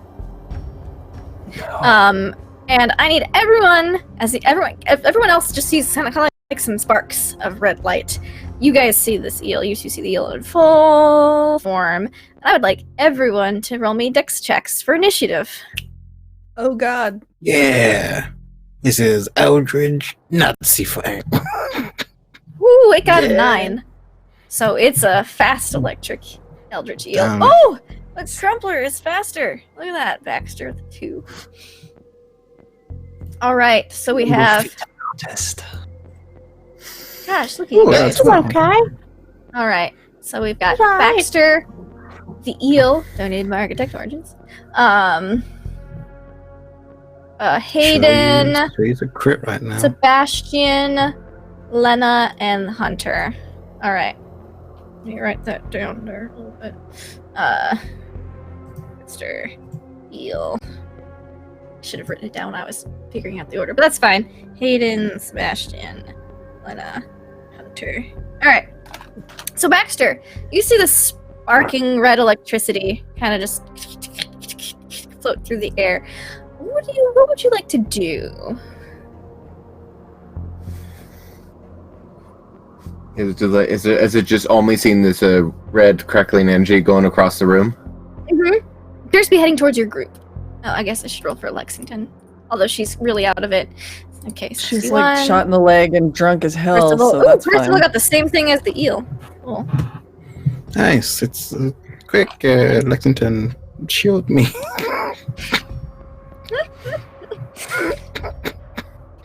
Alright.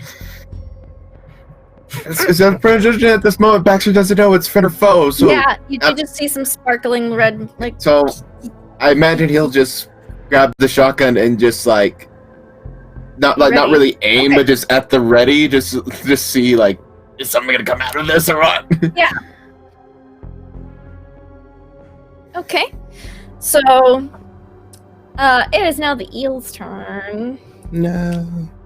Oh, and it picks. I rolled a d8 to see who would attack, and it's gonna attack Baxter. So you see this thing. Friend or foe? I mean, it makes sense. It sees the shotgun raise, and it slithers through the air. Slithers through the air. Weird to smash those two words together, and it's gonna try to attack you with its electric shock. It's just gonna kind of wrap itself around, and then an 80 unfortunately does not hit though. So you see this like this electric thing, sparks of electricity fly towards you, Baxter, and it seems to kind of surround you, but doesn't do anything to you. Swithers, yes, it swithers. I like that one. Alright, so it's just surrounding you, not doing anything. Percival's gonna be like, what the fuck is that? But you see him pull out a strange-looking knife. It looks very similar to the kinds of stone that you've seen the Elder Things use. You're guessing this was gifted to him probably by them. And he's gonna... he runs towards Baxter with his knife out. Hayden and Sebastian, you see him running towards the eel that's swithering around him. He apparently can see it too, because his eyes are on that, like just a hair off from Baxter. And he's going to try to attack it. He's gonna stab it. Oh, an 11. Yeah, he hits. Unfortunately, our good Dr. Professor MD at Law Esquire is not very physically strong, but he does deal 4 damage to it. You see the knife make contact with it, and the red electricity kind of flares out a bit more, and it does not seem to like that. It is now, you see its ethereal body has like a wound in it. It's like just like a slight gap with electricity kind of just trickling out of it. Almost like when you're holding a sparkler, you get those sparks that kind of trail to the floor. Everyone can see that. So he's just shanked the air next to Baxter, and you see more red sparks. Everybody else. Now it is Hayden's turn. What would you like to do, Hayden? Would I know if shooting it would work? You have no idea. You've Okay. never seen a slithering, ethereal electric eel before. So, as we know, Hayden can't shoot anything, so he's just gonna turn to the woman and shoot her in the face. Apparently, that's what he can shoot. You can only shoot women. Shoot Sexist women. Hayden. Just throw Acacia Lexington at it and see what It's happens. true. It's a bludgeoning weapon. A bludgeoning Um, weapon. Yeah, that's more It's a hit. more than half. Yeah. All right. Yeah, roll me the damage. The damage. A D10 plus 2. Nice. And what's fun in the hammer again? Or just If you are within very short range, so usually about 10 feet or less, you can do 3 shots instead of 2 if your skill's above 50. it is okay. Cool. I'll do that then. Yeah. So I'm pretty close to it. Hit. A hit. What was this with the German guy? And a miss. Oh, But it's not a fumble, so just Had to ricochets off a mention the German crystal. guy. Yeah, like I know, ricochets right? off a crystal. Roll me German- damage for all 3, please. Or 2? All 3. I need 2 hit. I know, but I need you to roll damage for all 3. Oh, okay. Oh, I see.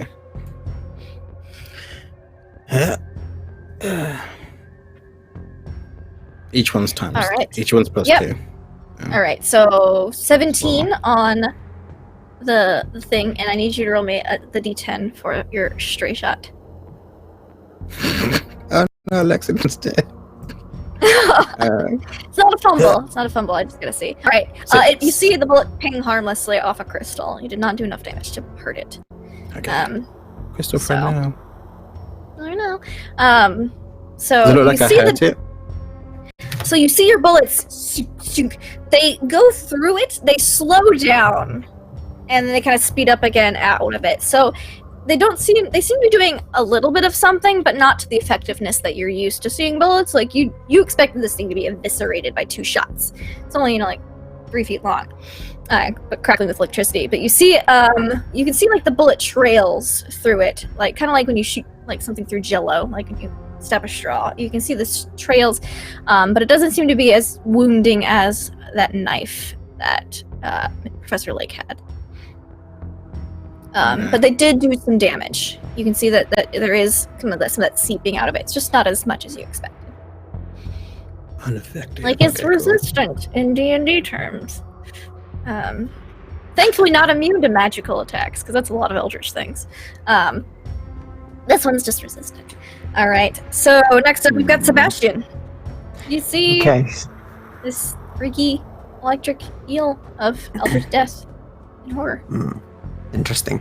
I think given that the dagger seemed to do more, like the knife that's been used, he'll whip out one of his scalpels and we'll just go for it and just... Okay. All right. Cool. Are you using one of your scalpels or a scalpel that you've picked up? He'll use one of the ones that he's picked up, Because I know you picked rather up than his some own here. very nice one. Yeah. Yeah. So you pick up one of the scalpels that the elder things have used. Roll me a fighting brawl, please. Sure. All right. Oh, I do not hit. Okay, so yeah, you slice, and it just swithers out of the way. Damn it.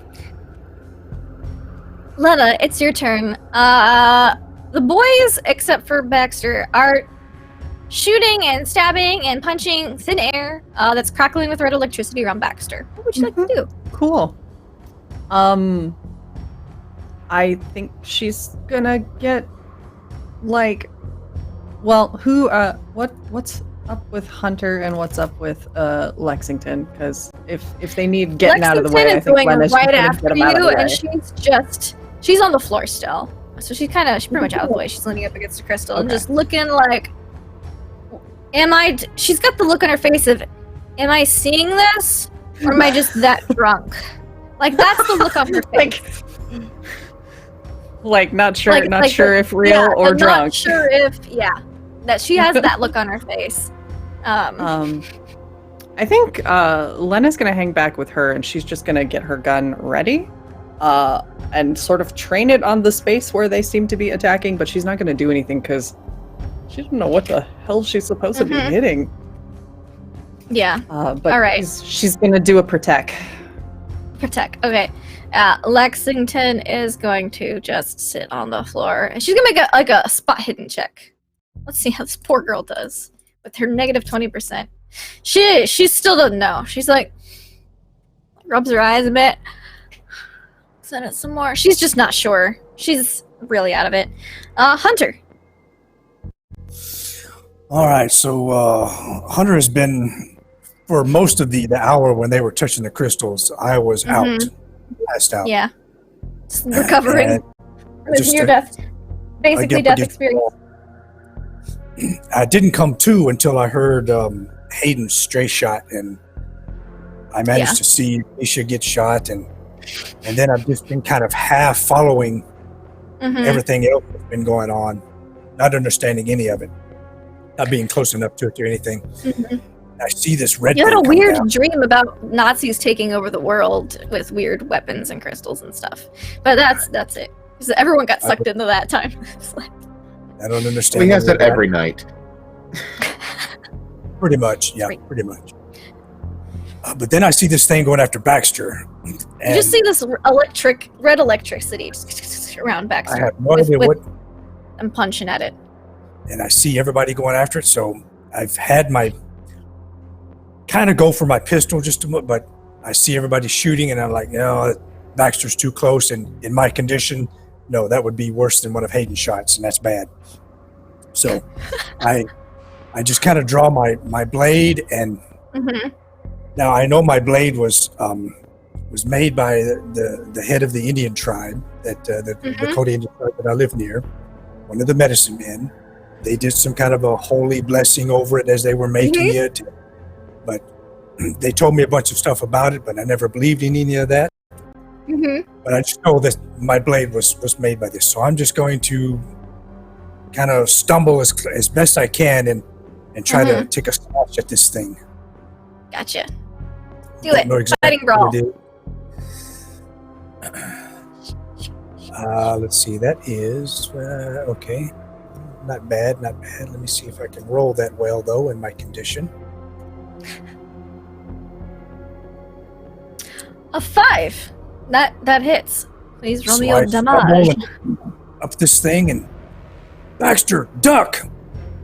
And I try to time it as best I can with him. All right, so let's see. Damage is. My damage is plus. Okay, so that's going to be. It's going to be. Whoops. Yep, it should be whatever your knife is plus your damage 3 for bonus. 5. Damage bonus is. Where's my damage bonus at? It's near the top, I think, of your sheet. It's probably if you have a lot of con and size, or strength and size, pardon me, you should probably have a D4 of damage bonus. Sandy into major wound. Don't see it on my sheet. Let's see. I think it's. What's your size? Size is 60. Okay, what's your strength? Strength is 60. Okay, I think you have a D4 damage bonus then. D4? So, because I think Okay, it's 120 is the so- threshold for that. All right, so that is. What did I roll again? 3, 4, 5 plus 9 total. Okay, so you shank it. You feel it's almost as if it's weird. It's like passing and like stabbing through jello. You feel slight resistance, but not much. You guys see this wound. Shocked. I'm expecting to get shocked as this thing looks electricity and I'm passing a metal. No, you don't get shocked just attacking it. But the eels turn real soon. We'll see what happens. Right, and then I'll stay close to it. Then I'll try to see if I can. You just feel more heat emanating from it. Baxter, it's your turn again. Away from Baxter. Mm-hmm. It's just kind of swithering around between the four of you in melee. Yeah, this is one of those moments. You see this sparking red thing, and it's kind of warm, and everyone's swinging weapons around and shooting at it. It's really weird. Yeah, especially my predicament. And this is where like Baxter does not have any melee weapons. He only has shotgun and pistol, and it's just like if everyone's too close, Baxter would not feel comfortable firing any level of firearm. Not, yeah. So, and again, it's surrounding Baxter at this moment. Yeah, it's like you see this it's really fastly swithering around you, Hunter, Sebastian, and Professor Percival. Yell at Baxter to move away. Try to move away. Read my mind. So I imagine he's just going to try to dive out of the area. Okay. So at least out of harm's way, and also not in a inconvenient spot for his allies as well. Give me a dex check to. You got it. Get away without it trying to nip at you. Oh, crit success!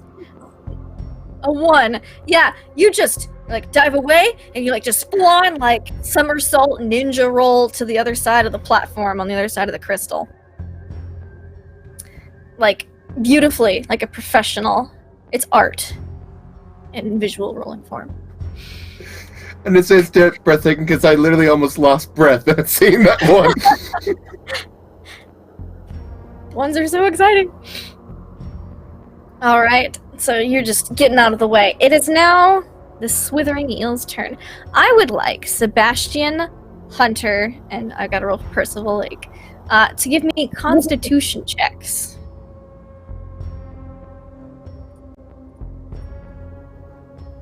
Ooh, not good for Professor Lake. He got an 88. Yeah, not good for me either.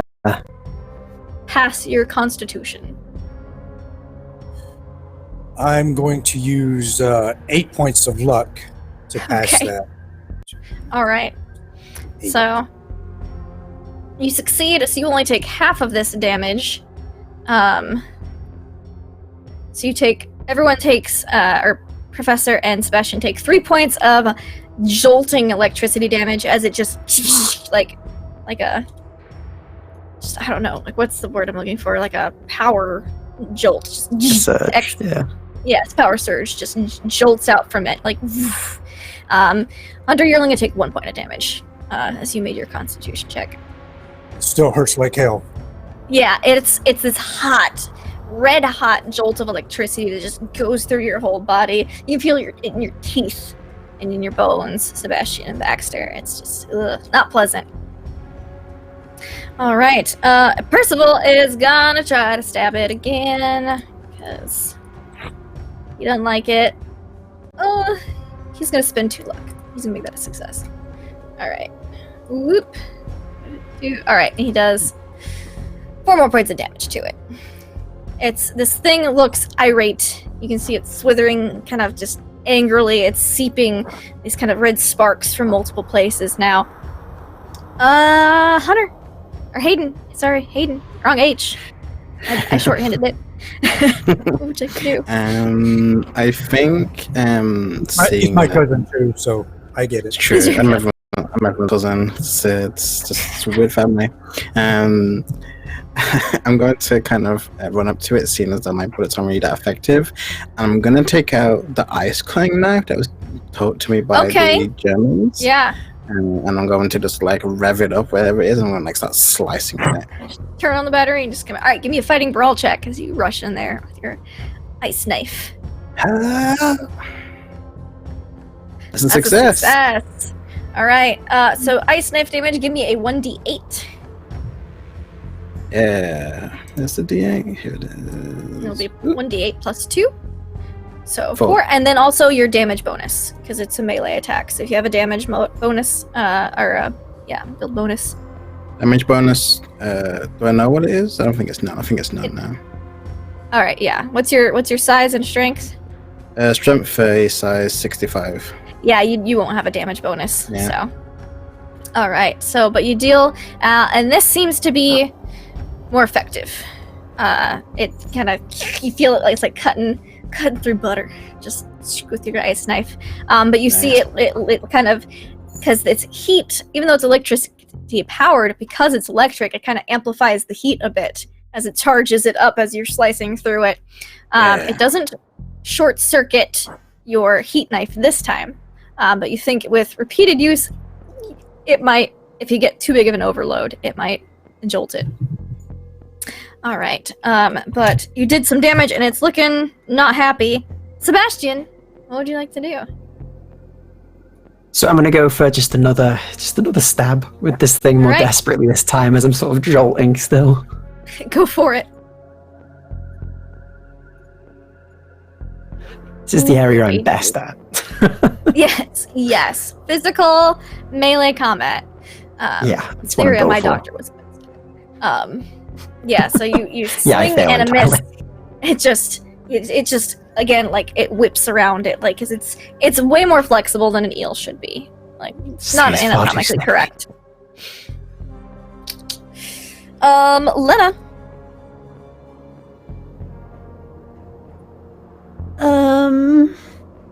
Same as before, I guess. Okay. She could try to shoot at a thing she Whatever can't. you'd like to see. do. You did see the pulse of electricity kind of shock the boys.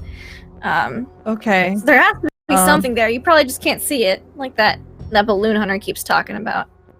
Yeah. I guess she'll like try to aim in that space and try to not hit one of them. Okay, sure. Give me I'll just give it a check. literal shot and see what happens. And What's I your pistol apologize in score? advance, gentlemen. Someone's gonna get shot, and it's probably not gonna be this creature. Let's see. My pistol score is somewhere. Hold on. Yeah, handgun firearm handgun. 20. 20. Okay, Is so you only get my- one shot. Yeah. Cool. Bloop. 27. Can I spend some luck to make that actually land? Yes, you may. Okay, I will do that. All right, I spend 7 points of luck. Make that a success. Roll me a d10 plus 2. Okay. It buzzes right by Hunter's head. Yeah. Whoa. Hold on. Sorry, I was about to throw like 80 billion d10s on the table. That would have I'm been gonna interesting. roll 20 d10s. All right, so 7 Seven. points of damage. You guys see Lena take a shot. She's kind of like, I guess here, and it hits. She definitely closes her eyes and turns her head. I love that image. Yep. Just- like you don't want to see if you Just accidentally shoot one of your friends, and so Uh-huh. you turn away. She doesn't like Yeah, guns. you see the bullet hits, and it's not as effective as some weapons seem to be, but it does do damage. You see some more sparks start to seep out.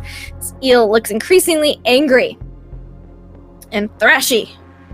All right, Lexington is gonna just crawl away in her drunken stupor. She's decided that if she doesn't care if it's real or not, but she doesn't like it, everyone's shooting and stabbing, and so she's kind of just gonna Super go towards the noisy. ladder. It's probably not. Yeah, it's she's giving her a just headache. like, I don't like any of this at all. Worst night ever. Worst night ever. Hunter, it is your turn. All right, so this round comes from an unexpected location. I give Lena a quick glance and She's What turned the- her head away with her eyes closed. yeah, I'm like, what the? But then I turn back to this thing and I'll put a pin in that and I'll come back to that later. So I want to try to do another D&D mechanic. I want to hold my action until just before Hayden's next attack. And I want to use what I can to distract, attract, or do what I can to give Hayden a bonus on whatever he does to do next. Okay. With it. Yeah, I'll So I say see the if you plan. kind of distract him, you can spend your action kind of distracting him, and he'll get a plus 20% on its next shot. That's what I want to do Okay. is flank it or do whatever I need to do to make sure Hayden, Sure. I've got a plan. Stay with me. And I'll move into position and Mm-hmm. Yeah. on my mark, attack. All right. Baxter, Okay. you've rolled away magnificently, I might add. You see, everyone's punching and stabbing the air that's sparkling with electricity. What would you like to do? Also, Lena, you definitely saw her pull the gun out, kind of aim it, turn her head, close her eyes, and shoot. You definitely saw that. One of those things where it's like my options are pistol, shotgun, and I'm like, can't be shotgun. That increases the chances of hurting friends. I mean, you could shotgun it, but it would probably kill everyone. Yeah, so it's just like, as much as he doesn't want to, it's like, as he tries to take out his pistol and All right, try what's to your take pistol a shot. score? My pistol score is 30. Okay, so you get one shot.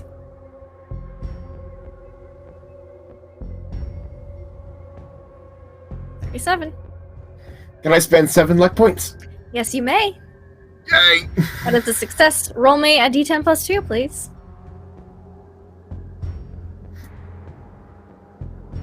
D10 plus 2. I honestly was not expecting to succeed. Whoops, that was 2 of them. Oh, good. Doesn't show me which one is first. So I need you to just roll me 1d10. We can add the plus 2 after.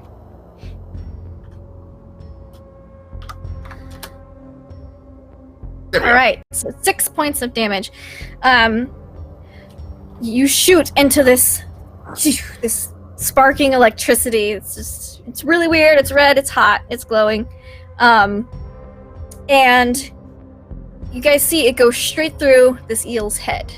Those 3 of you that can see it, which is NPC Sebastian and Hayden.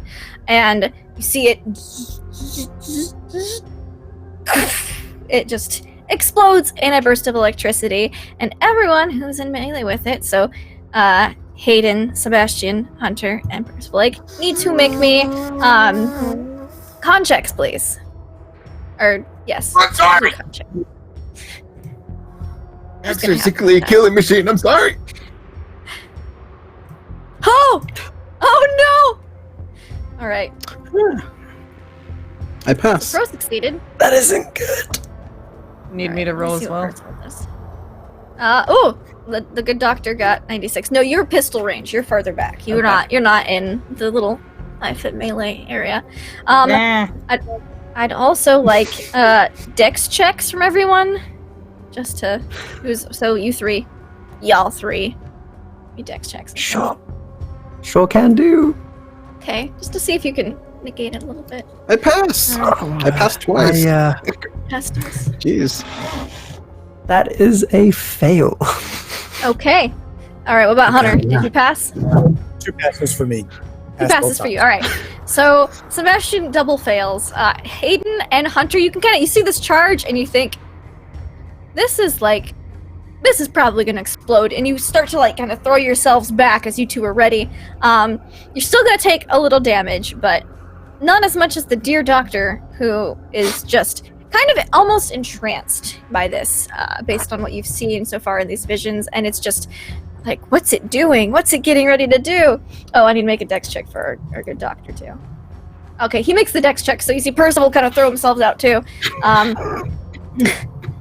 So... That degree in boyfriend he's got. Is that... yeah, he's real good at diving. Oh, you're gonna take 6 points of damage, Okay. Sebastian. So that And takes me to 2 0. points for Hayden and Hunter. How much, 2? 2. Oh, God, no. Nah, I'm at I 6. hit a flat 0. A flat 0. All right, so you guys see this explosion go off. Sebastian, his reflexes just didn't kick in, and you see his body go flying back and smash against one of the crystals. And the electricity's gone. You see bits of it kind of coursing over his body. What do y'all want to do? Actually, you know what? The electricity's coursing over his body. Baxter, you also, thanks to a donation earlier, feel electricity kind of coursing through your fingertips, but your electricity is blue. You think that maybe you could shock some people, since you maybe taking this thing's life gave you some weird eldritch powers? You're not sure, but as Sebastian is lying still on the floor, that's where we're gonna end tonight's episode of Call of Cthulhu Beyond the Mountains of Madness. Jeez. Episode 1, 2 characters down. I know. Well, no big deal. No big deal. Like, I want to fight Cthulhu Fatagan. Yep. All right. So, how was that for everybody? Welcome to season 2, guys. Welcome to episode. Sure feels like a season 2. Episode 1 of season 2. We're gonna go around. We're gonna say where we can find you guys on the internet, what your favorite part was, and yeah, let's start with Baxter, guy who killed the swithering eel. Hello, everyone. I'm C4, and I was playing Baxter Wiggins in tonight's adventure. You can find me on Twitter at Crump64 and also on Twitch under the same name as well. You'll find me every Sunday night where I am currently DMing the Curse of Strahd campaign with an all-female party. We are currently going through the finale as they are encountering the Lord Strahd himself and his set minions in his castle. And favorite part, there's so eventful, but if I had to pick one, it's just listening to when Sebastian put his hands on the all-seeing 8-ball and like his visions of what he's seeing is like, that was just a beautiful picture in my head, and I loved every detail. Awesome. Yeah, that was super fun. Yay! No DM prep. Anyways, we're gonna go down to Jamergen, who's also. Thank you. Yeah, I'm Jamergen, all across the internet, Patreon, YouTube, Twitch, Twitter, Facebook. No, not Facebook. Instagram, definitely. Let's see. Favorite moment was when Hunter wasn't awake for it, but seeing the possible future from Germany. It's a good thing he probably didn't see that, because he would have been marching straight to Germany right now on his way, or at least to the German camp, probably solo.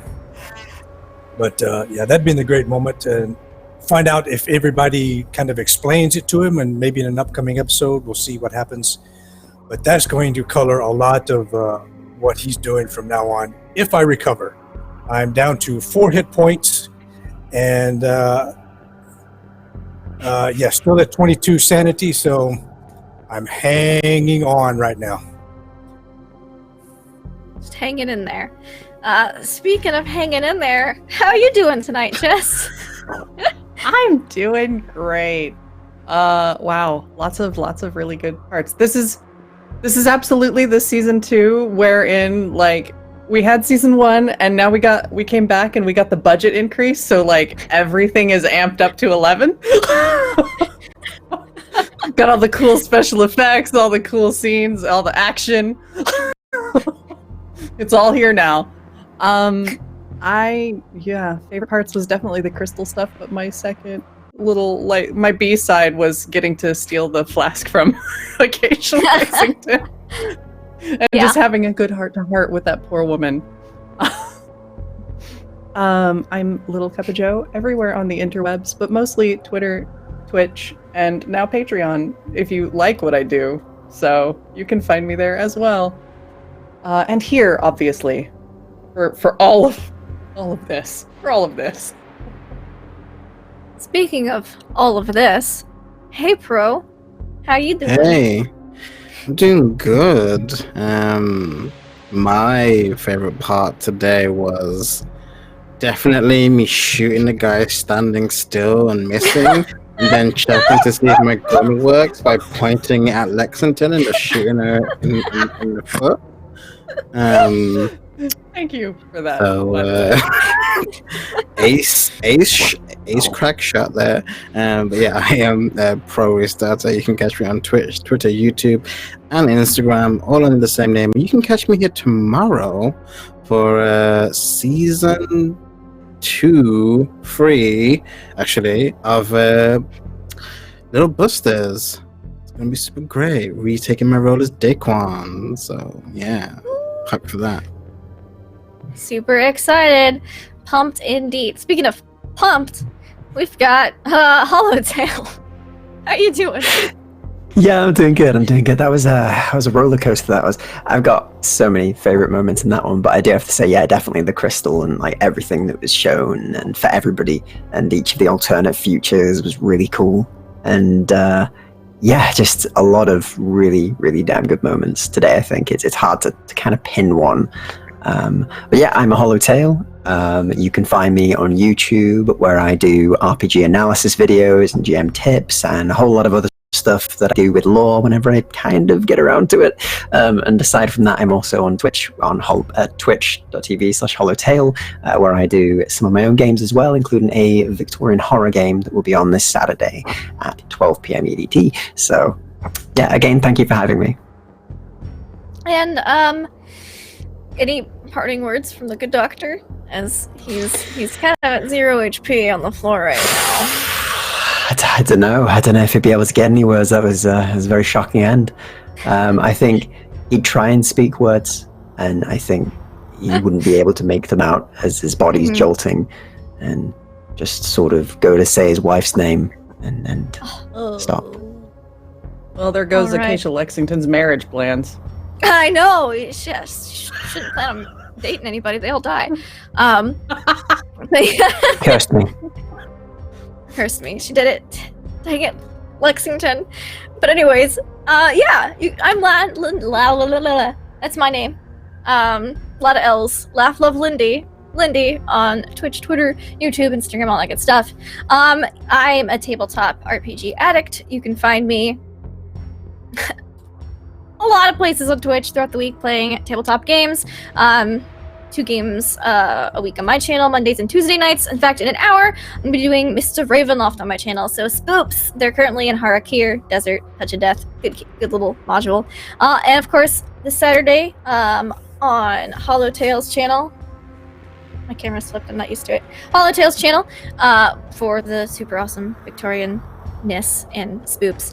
And an hour before that, 30 minutes before that, I can time math, Teenagers from Outer Space on my channel, our once a month super fun Saturday morning shenanigans game. Don't miss it. It's Battle of the Bands. I'm super excited about it. And yeah, definitely come check out Encounter Roleplay tomorrow afternoon from 2 to 5 p.m. Eastern. We're going to be doing session 0 of Cult Divinity Lost, as this is the only Call of Cthulhu campaign currently running on the channel, aside from Tomes and Tentacles podcast, which will be coming out soon. But yeah, definitely check out Session 0. Pruitt and I have put our minds together and come up with a horrible, fantastic combination of characters.